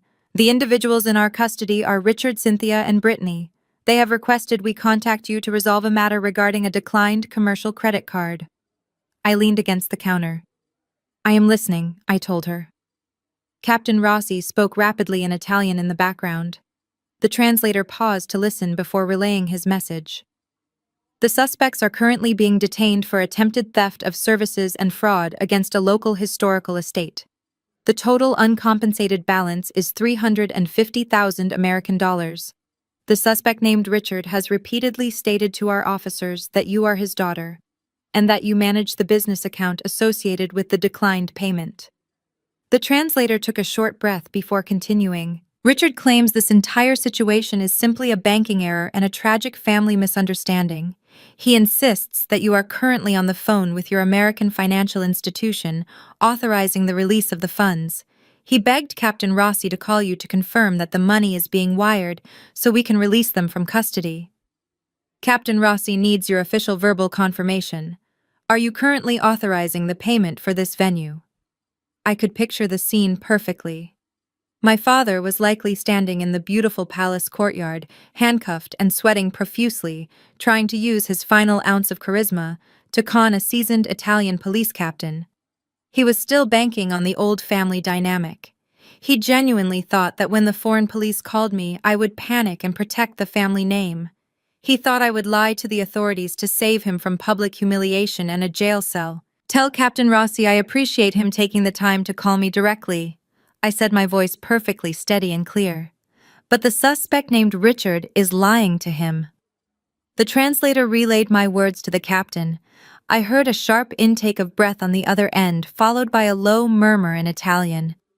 I could hear the faint sound of my mother wailing in the distance, completely unaware that her fate was being sealed across the ocean.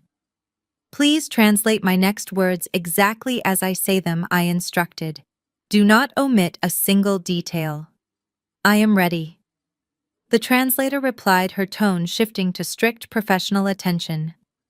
"I am not authorizing any payments," I stated, enunciating every syllable. "The credit card used at your venue was opened fraudulently. Richard stole my social security number and forged my digital signature to obtain that line of credit. I have already contacted my bank and the United States Federal Bureau of Investigation. There is an active federal incident report filed in America right now regarding his criminal actions. Please inform Captain Rossi that I am the victim of identity theft. I authorize nothing. Press full charges. Let them face your law." The translator conveyed my exact words to Captain Rossi in rapid Italian. I kept the phone pressed tightly to my ear, listening to the immediate fallout.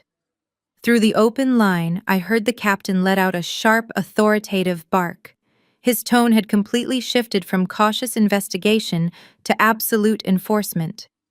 The brief window of diplomatic negotiation was officially slammed shut. There was a sudden flurry of movement on the other end. The heavy boots of the carabinieri scuffed aggressively against the marble courtyard. Then came the unmistakable sound of Richard shouting in pure disbelief. "Wait! What did she say?" Richard demanded, his voice echoing wildly. "What do you mean the card is fraudulent?" I told you she's on the phone clearing it right now. Let me speak to her. Let me speak to my daughter. No more talking. The translator's voice cut through the chaos, speaking directly into the phone receiver, but projecting loud enough for my family to hear. The American bank has confirmed the criminal fraud. The United States federal authorities have been notified. You are all under formal arrest. The beautiful chaos erupted instantly. The heavy metallic ratcheting of handcuffs being forcefully closed echoed through the speaker. Richard began to struggle, screaming at the top of his lungs. "You cannot do this to me!" He bellowed, his voice cracking with sheer panic and outrage. "I am an American citizen. I demand to speak to the United States consulate immediately. You are making a massive mistake. I am a wealthy businessman. I will sue this entire province." The Italian officers were completely unimpressed by his threats. A firm voice ordered him to stop resisting in heavily accented English, followed by the sound of Richard being physically shoved forward. He stumbled, his expensive leather shoes scraping against the ancient stone pathways of the palace. Then my mother started to wail. It was not her usual theatrical crying designed to manipulate a situation. It was a raw, guttural sound of absolute terror. Cynthia was screaming for somebody to help her, begging the remaining wedding guests to pool their cash together to pay the venue manager. But the wealthy socialites they had invited were completely silent. The people she had spent decades trying to impress were now backing away, holding their expensive cocktails, watching the family matriarch get hauled away. Nobody was stepping forward to drop $350,000 for a family currently being handcuffed for international wire fraud. I could hear the sharp scuffle as an officer grabbed Cynthia by the arms, forcing her wrists behind her back. Brittany was having a complete mental breakdown. The glamorous influencer wedding she had meticulously planned to boost her social media metrics had morphed into a high-profile criminal arrest. "Do not touch me!" she shrieked, her voice pitching into a hysterical frequency. "This is custom silk. You are ruining my dress. My designer gown is dragging in the gravel. Stop pulling me." I did not do anything. It was my dad. My dad stole the credit card. I am just the bride. Her desperate attempt to throw our father under the bus to save her custom gown was perfectly on brand. I listened as the heavy metal door of an Italian police cruiser slid open. Brittany let out a final breathless sob as she was physically pushed into the back seat of the squad car, her heavy silk dress bunching up and tearing against the doorframe. The door slammed shut with a heavy finality, cutting off her screams from the open courtyard. The venue was rapidly emptying of my family members, but the grand finale was just beginning. Through the static of the phone connection, I heard the distinct sound of Jamal trying to negotiate his way out of the disaster. He had already tried to run and failed. Now he was pivoting to a completely new and incredibly absurd legal strategy. "Do not put those restraints on me," Jamal shouted, his voice dripping with forced bravado. "I do not consent to this interaction. I am a sovereign individual acting under international maritime law. You have no jurisdiction over my physical person. I am claiming full diplomatic immunity as an autonomous foreign national." I actually pulled the phone away from my ear for a second, staring at it in pure disbelief. Jamal, the bankrupt dropshipper from Nevada, was trying to use a sovereign citizen defense against the Italian military police. It was a desperate, ridiculous tactic he had likely watched on a late-night internet video. The Carabinieri did not find his legal theories amusing. The Italian officers do not entertain sovereign citizen nonsense. I heard the sharp sound of a heavy baton being drawn, followed by a swift physical takedown. Jamal let out a loud, pained grunt as he was violently swept off his feet and pinned face first into the gravel driveway. "You do not have immunity," a thick Italian voice growled over the sound of Jamal struggling. "You have the right to remain silent." The sharp click of the handcuffs securing Jamal's wrists sounded like music to my ears. The grifter who had destroyed my sister's life and convinced my parents to commit a federal felony was finally eating dirt in a rented tuxedo. Even with his face pressed into the Italian gravel, Jamal was still shouting about maritime law. But my father had completely tuned him out. Seeing his wealthy son-in-law, easily subdued by local law enforcement, finally shattered Richard's last delusion. There was no secret billionaire coming to save them. He was entirely on his own. I listened intently as the chaotic audio shifted. Richard stopped fighting the officers holding his arms. He stood up straight, trying to project an air of wealthy American authority despite the metal cuffs digging into his wrists. "I demand my phone call," he shouted, his voice echoing across the stone courtyard. "Under international law, I have the absolute right to contact the United States Embassy. Get me the consular officer on duty right now. You are going to regret ever putting your hands on me." The Italian captain did not look intimidated. He nodded to one of his officers, who pulled a heavy police-issued mobile phone from his tactical vest. The officer dialed the emergency consular line for American citizens and held the phone up to Richard's ear. The translator, who was still holding the phone connected to me, stepped closer so I could hear every single word of my father's final desperate play. A crisp, professional voice answered the line, identifying himself as an emergency services officer for the United States Consulate in Milan. "Thank God," Richard gasped, his tone immediately shifting to that of an outraged victim. "Listen to me very carefully. My name is Richard. I am a prominent American citizen and a wealthy taxpayer. I am currently being illegally detained by local police at a private estate in Lake Como over a simple misunderstanding regarding a commercial credit card. They are treating my family like common criminals. I need you to dispatch a diplomatic representative down here immediately. I need you to arrange our release and provide a legal liaison to sue this police department." I listened from the quiet comfort of my kitchen, sipping my matcha tea. Richard was so incredibly accustomed to his white-collar privilege. He genuinely believed that his American passport was a magic shield that allowed him to behave recklessly in foreign countries without facing any consequences. The consular officer remained entirely neutral. "I understand you are distressed, sir. Please provide your full legal name and your passport number so I can locate your profile in our system and verify your status." Richard rattled off his passport number from memory, his voice dripping with arrogant impatience. "Check the system," he demanded. "You will see I have a pristine travel record. I want these handcuffs off in the next 5 minutes." There was a long, heavy pause on the line. I could hear the faint sound of a keyboard clacking as the consular officer typed the numbers into the federal database. The silence stretched on, feeling like an eternity in the cold Italian night. When the officer finally spoke, his voice had lost all of its customer service warmth. It was completely flat and strictly bureaucratic. "Sir, I have located your file," the officer stated. "And unfortunately, the United States Embassy will not be dispatching a representative to assist you tonight. Furthermore, we cannot provide you with any diplomatic bail assistance." "What are you talking about?" Richard barked, his face likely turning a dangerous shade of red. "It is your literal job to protect American citizens abroad. It is our job to protect citizens who are not actively fleeing federal prosecution," the officer corrected him sharply. "I am looking at a priority alert placed on your passport by the Federal Bureau of Investigation less than 20 minutes ago.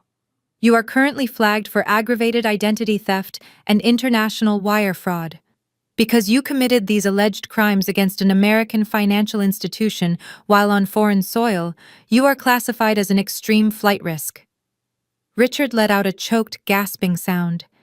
He could not comprehend what he was hearing. "The federal government has revoked your consular privileges," the officer continued, delivering the final crushing blow.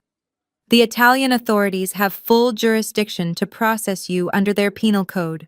You will be facing massive local fines for theft of services, and you will be placed in temporary detention at their provincial jail.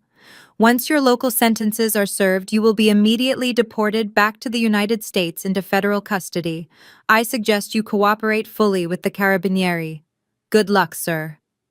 The line clicked dead. The consular officer hung up. The final safety net had completely evaporated. They were officially trapped in a foreign legal system, facing crushing fines, a terrifying language barrier, and the absolute certainty of a jail cell. My mother let out a shrill, ear-piercing scream of pure despair, realizing that her luxury Italian vacation was ending behind iron bars. The Italian captain gestured to the translator to wrap up the call. Before the translator could pull the phone away, Richard leaned forward, his face inches from the microphone. He knew exactly who had orchestrated his complete destruction. "You are dead to us, Natalie," he screamed, his voice tearing through his throat with violent, unhinged fury. "Dead." The word dead echoed through the speaker, followed immediately by the sharp, violent click of the phone being confiscated. The line went completely silent. There was no dial tone on modern cellular networks, but the absolute void of sound felt just as final. I stood alone in my kitchen, holding the quiet device in my hand. I looked down at the dark screen.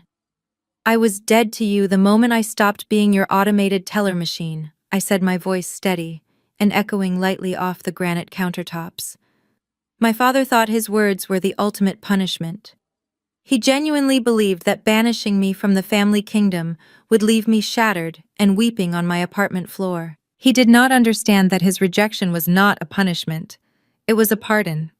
It was the exact key I needed to finally unlock the heavy iron collar they had kept around my neck for 34 years. I unlocked my phone and opened my contact list. I scrolled down to my father's name. Richard. I pressed the information icon and tapped block caller. A small red warning popped up asking if I was sure I wanted to stop receiving communications from this number. I tapped confirm. I moved to my mother's profile. Cynthia. Blocked. I found my sister's contact. Brittany. Blocked.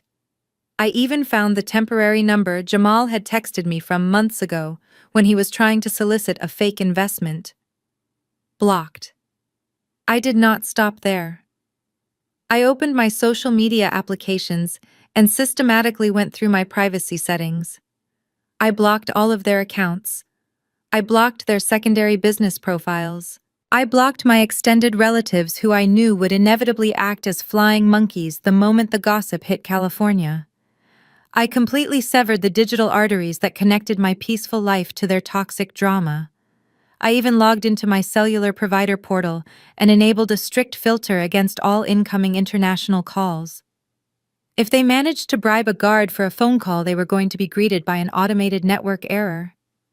I set the phone down feeling lighter than I had ever felt in my entire life. The sun was fully up now, casting long golden shadows across my hardwood floors. It was going to be a beautiful day in San Francisco. I walked into my bedroom and opened my closet. Today was not a day for casual office wear. Today required armor. I bypassed the standard cardigans and reached for a sharply tailored navy blue suit. It was a designer piece I had bought for myself after securing my first major corporate promotion. I paired it with a crisp white silk blouse and my favorite black leather heels. I stood in front of my bathroom mirror, applying my makeup with a steady hand. My eyes were clear. My skin looked bright. There were no dark circles from crying. There was no trembling lower lip. I was stepping into the most powerful version of myself. For years, they had called me a boring numbers girl, a spinster, a glorified calculator.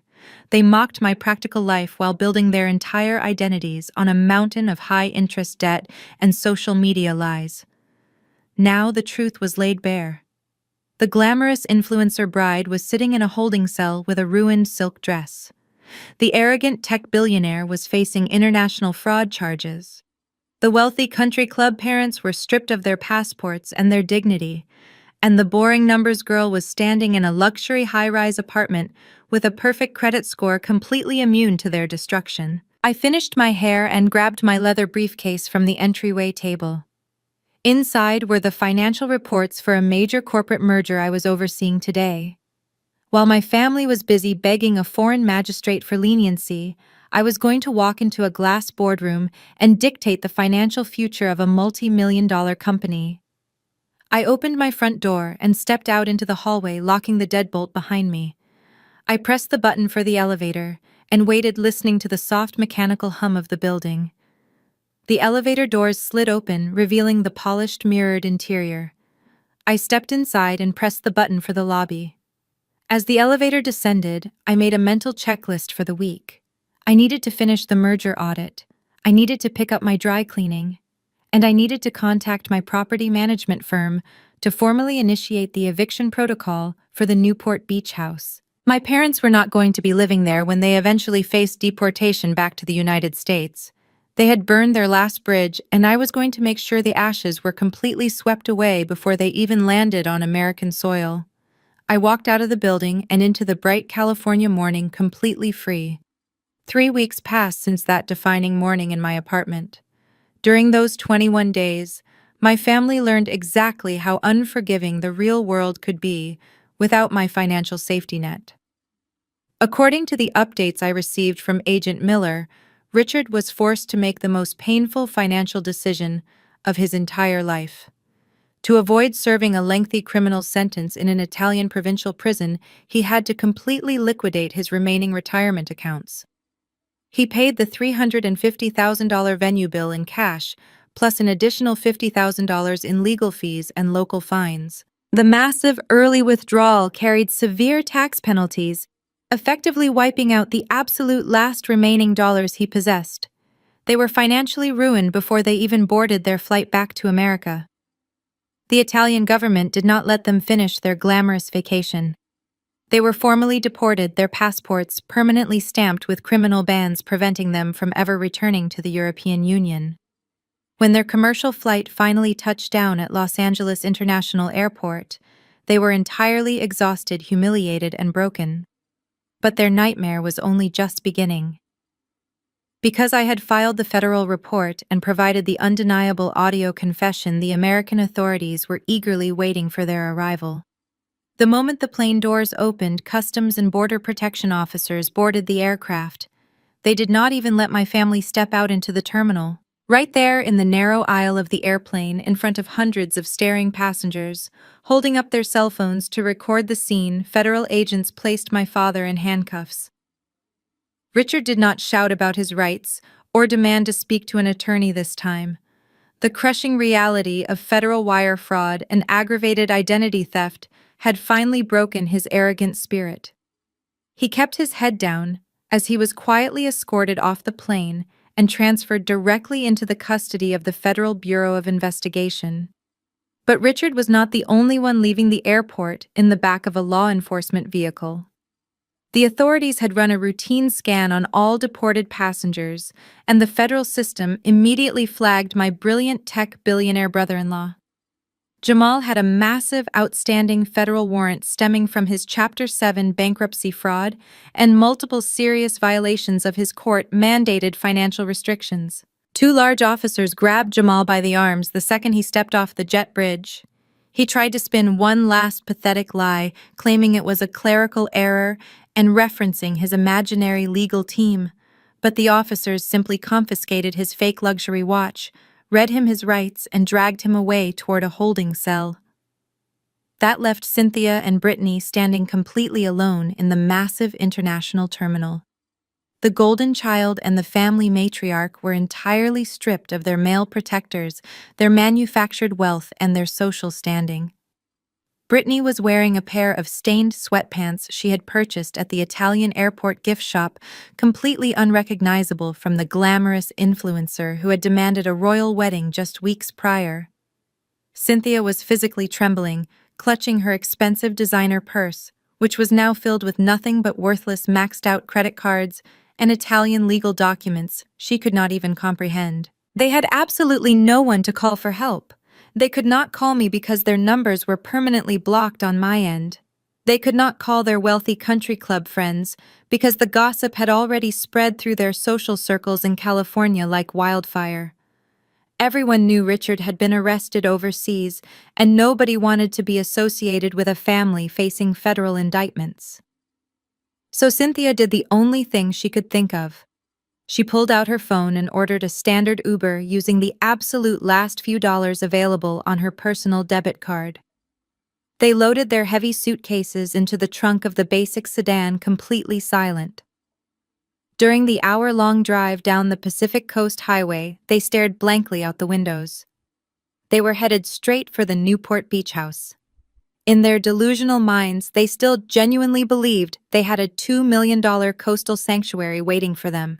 They thought they could just unlock the front door, walk into their massive kitchen, sleep in their expensive plush beds, and figure out a way to manipulate their way out of this disaster in the morning. They were expecting at least a comfortable, familiar place to rest their heads. The dark Uber pulled into the pristine, quiet, wealthy neighborhood of Newport Beach. The sun was setting, casting long shadows across the manicured lawns. For Cynthia and Brittany, the familiar sight of the coastal homes should have been a comforting embrace. They dragged their heavy luggage onto the concrete sidewalk. The Uber sped away, leaving them standing entirely alone in the quiet evening air. Cynthia let out a long, exhausted sigh. She did not look at the driveway or the side of the house. She was completely hyper-focused on getting inside and collapsing onto her mattress. She marched up the walkway with Brittany trailing sluggishly behind her. When Cynthia reached the front door, she dug into her purse and pulled out her heavy keyring. She found the brass house key and slid it into the deadbolt. She turned her wrist, but the key refused to budge. It did not even catch the internal mechanism. She pulled it out, frowned, and tried again, pushing harder. It was completely jammed. "What is wrong with the door?" Brittany complained, her voice whining and nasal from exhaustion. "Just open it, Mom. I need to take a shower. I smell like an Italian jail cell." "I am trying," Cynthia snapped, rattling the heavy door handle. "The lock is completely stuck." She reached up to the digital smart lock pad mounted above the handle. She typed in her personal 4-digit code. The keypad flashed a bright, angry red light and emitted a sharp, negative beep. She typed it again, slower this time. Red light. Negative beep. The system had been wiped and reprogrammed. "That is impossible," Cynthia muttered, her voice laced with rising panic. She took a step back from the door, and that is when she finally looked up. Taped dead center at eye level on the beautiful stained wood was a thick packet of bright white legal documents enclosed in a clear plastic sleeve. The bold black letters at the very top of the first page were impossible to miss. Notice of eviction. Cynthia froze. Her hands began to tremble violently as she reached up and pulled the packet from the door. She stared at the dense legal text, her eyes darting back and forth across the page. It was a formal court-ordered eviction mandate. It explicitly stated that the month-to-month tenants, Richard and Cynthia, had failed to pay their required rent and had defaulted on their lease agreement. The property was officially reclaimed by the company. "What does it say?" Brittany asked, dropping the handle of her suitcase. "Mom, what is that?" Cynthia could not speak. She flipped to the second page of the packet and let out a sharp gasp. It was not just an eviction notice. Attached directly behind it was a temporary restraining order. It legally barred Richard, Cynthia, and Brittany from coming within 500 feet of Natalie, her primary residence, or any commercial properties owned by her corporation, including the Newport Beach house. "We are trespassing," Cynthia whispered, her voice completely hollow. "She legally evicted us while we were in Italy. She got a judge to sign a restraining order. If any of the neighbors call the police right now, we will be arrested again." Brittany snatched the papers from her mother's shaking hands. Her eyes widened as she read the absolute finality of the court order. "She cannot do this!" Brittany shrieked, her voice echoing loudly. "This is our house. All of my clothes are inside, all of my expensive bags and my shoes and my jewelry. Where are we supposed to go? We do not have any money." Cynthia slumped against the heavy wooden door, completely defeated. The reality of their situation was absolute. They had no money. They had no husband or son-in-law to bail them out. They had no home. And the daughter they had abused and exploited for decades had legally locked them out of their own lives. "Mom," Brittany gasped, her voice suddenly dropping to a terrified whisper. Cynthia slowly opened her eyes and followed her daughter's pointing finger. Earlier, they had been so focused on reaching the front door that they had completely ignored the far side of the massive 3-car garage. Stacked neatly against the stucco wall, entirely exposed to the coastal evening air, was a massive pile of cheap, brown cardboard boxes. They were not luxury moving crates. They were basic, generic boxes sealed with heavy packing tape. Stacked on top of the boxes were several heavy black trash bags filled to the brim. Every single piece of designer clothing, every expensive pair of shoes, every piece of jewelry, and every personal item they had ever owned had been meticulously packed up and left out on the driveway like common garbage. Instead of accepting the reality of their situation, Brittany resorted to the only survival tactic she actually knew. She pulled her phone out of her pocket and immediately opened her social media applications. She was going to spin a massive public relations campaign. She sat down heavily on one of the cardboard boxes on the driveway, ensuring the eviction notice and the locked door were clearly visible in the background of her camera frame. She hit the live broadcast button, broadcasting to her hundreds of thousands of followers. The tears began to flow instantly. It was a perfectly executed performance of a helpless victim. She sobbed into the camera lens, wiping her eyes and telling a completely fabricated story to her audience. She claimed that I was a deeply unstable and violently jealous older sister. She told her followers that I had hijacked the family finances while she was overseas getting married and illegally evicted our elderly parents onto the street out of pure spite. She cried about her ruined wedding dress and begged her followers to send donations to a crowdfunding link she had just set up to help them secure a hotel room for the night. For about 20 minutes, her comment section was flooded with sympathy. Her devoted fans were outraged, demanding my name and my workplace so they could ruin my career. Brittany watched the donations slowly start to trickle in, feeling a brief surge of arrogant triumph. She thought she had successfully weaponized the internet against me, but the internet is an incredibly fast and unforgiving machine. While Brittany was sitting on a box crying about her evil sister, a major local news network in Los Angeles published a breaking story on their website. The headline was highly clickbait, but entirely accurate. Fake tech millionaire arrested at LAX after fleeing unpaid Italian royal wedding. The news article contained everything. It featured a high-resolution photograph of Jamal being led through the airport terminal in handcuffs, looking disheveled and terrified. It detailed his active federal warrants, his previous bankruptcy fraud, and the undeniable fact that he had absolutely zero assets to his name.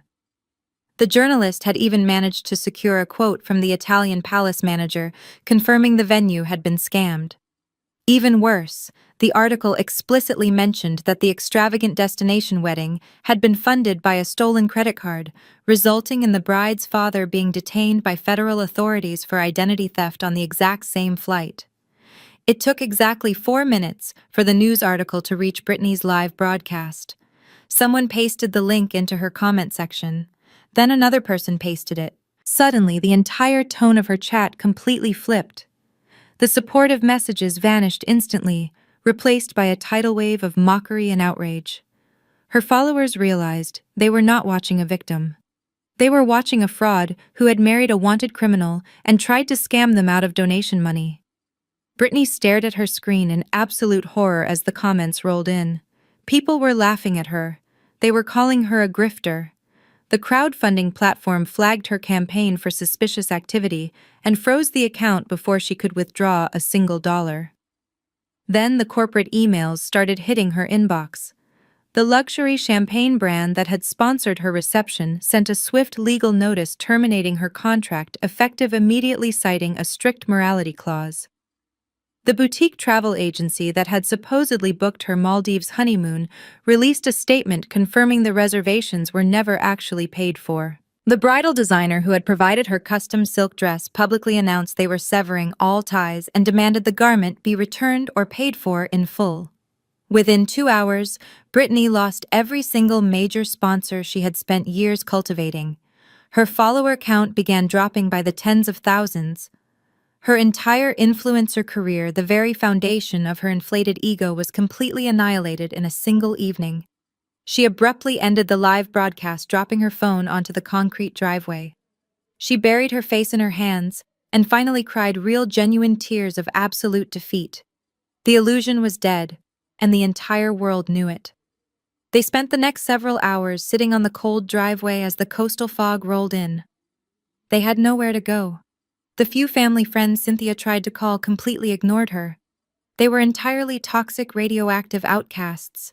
Later that evening, as I was sitting in my living room reviewing a corporate audit file, a notification popped up on my phone. It was a new voicemail from an unregistered prepaid burner phone. I clicked play and held the device to my ear. It was my mother. Cynthia was no longer screaming or demanding. She was crying so hard she was practically hyperventilating. The sound of the chilly coastal wind whipped against the microphone. "Natalie," she sobbed, her voice weak and shivering. "Please pick up. We have no money. The police drove past the house twice, and we are terrified they are going to arrest us for trespassing. Please, I am begging you, just unlock the side door. We will not even come inside the main house. Just let us sleep in the garage tonight. Please, Natalie, please." I listened to the voicemail play out entirely. The sound of the chilly coastal wind whipping against my mother's burner phone painted a vivid picture of their current reality. They were sitting on a cold concrete driveway in Newport Beach, surrounded by cheap cardboard boxes, staring at a locked garage door. I sat in my plush leather chair inside my corner office on the 40th floor, overlooking the magnificent San Francisco Bay. The morning sun was reflecting off the water, casting a warm, brilliant glow across my mahogany desk. The contrast between our two lives had never been more absolute. My mother was begging for a patch of concrete to sleep on. For my entire life, I had been the one pushed into the emotional garage. I was the one told to take up less space, to ask for less, to sacrifice my own comfort, so my sister could have the master suite. They had conditioned me to believe that my only value was my ability to absorb their burdens. The voicemail finally beeped, indicating the end of the recording. The automated system asked if I wanted to save or delete the message. I did not hesitate. I pressed the delete button. Then I navigated to the deleted messages folder and permanently erased it from the server. I was not going to keep a digital souvenir of their misery. I was not going to let their desperate guilt trips take up a single kilobyte of space in my new life. I set the phone down and turned my attention back to the physical documents spread across my desk. They were printed on thick premium paper bearing the letterhead of the top luxury real estate brokerage in Southern California. It was the exclusive listing agreement for the Newport Beach property. The agent had run the recent market comparables and officially priced the home at $2.2 million. Because the housing inventory was incredibly low, she confidently predicted we would receive multiple all-cash offers above the asking price by the end of the weekend. I picked up my heavy silver pen. I methodically turned to the last page of the contract and signed my full legal name on the authorization line. The house was officially on the market. I already knew exactly what I was going to do with the massive influx of liquid equity. I was not going to buy a flashy sports car or rent a fake penthouse to impress strangers on the internet. I was going to use the capital to formally resign from my corporate job and open my own completely independent forensic accounting firm. I was going to hire my own staff, lease my own commercial office space, and choose my own high-net-worth clients. I was taking the power and the wealth my parents had tried to use against me and turning it into an unbreakable financial fortress. Society constantly pushes a deeply flawed narrative about family. We are told from a very young age that blood is thicker than water. We are told that we must forgive our parents for their cruelty simply because they gave us life. We are pressured to maintain relationships with toxic siblings because we happen to share the same genetics. But the truth I finally realized is that family is not defined by biology or a shared last name. True family is defined by mutual respect. It is defined by reciprocity, safety, and unconditional support. Cutting my parents and my sister out of my life was not an easy decision. It felt like undergoing surgery without anesthesia to remove a massive tumor. It was painful, terrifying, and deeply uncomfortable. There is a grieving process that happens when you finally accept that you will never have the loving, supportive family you always dreamed of. You have to mourn the parents you deserved but never received. but the absolute peace and health that follows the surgical removal of that toxic cancer is worth every single second of the pain. My life is no longer a constant chaotic cycle of financial emergencies and emotional manipulation. My money belongs to me. My time belongs to me. My future is entirely my own. I gathered the signed real estate documents and slid them neatly into a manila envelope. I closed my laptop, securing the latches on my leather briefcase. I walked out of my corner office, taking the elevator down to the main lobby of the high-rise building. I pushed open the heavy glass doors and stepped out into the bright, beautiful California sun. The air felt incredibly crisp and clean. I took a deep breath, feeling completely and truly free. Thank you so much for listening to my story. If you have ever had to make the difficult decision to cut toxic family members out of your life to protect your own peace, I want to hear from you. Let me know your experiences in the comments below.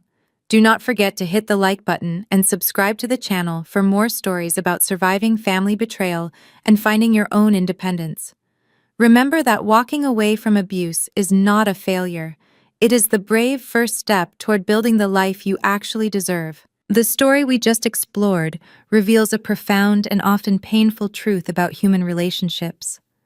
The most important lesson to take away is that shared DNA does not automatically entitle someone to your endless sacrifice. For too long, society has pushed the narrative that family is an unbreakable bond and that loyalty should be maintained even at the cost of your own mental and financial well-being. Natalie's journey perfectly illustrates the devastating danger of toxic loyalty.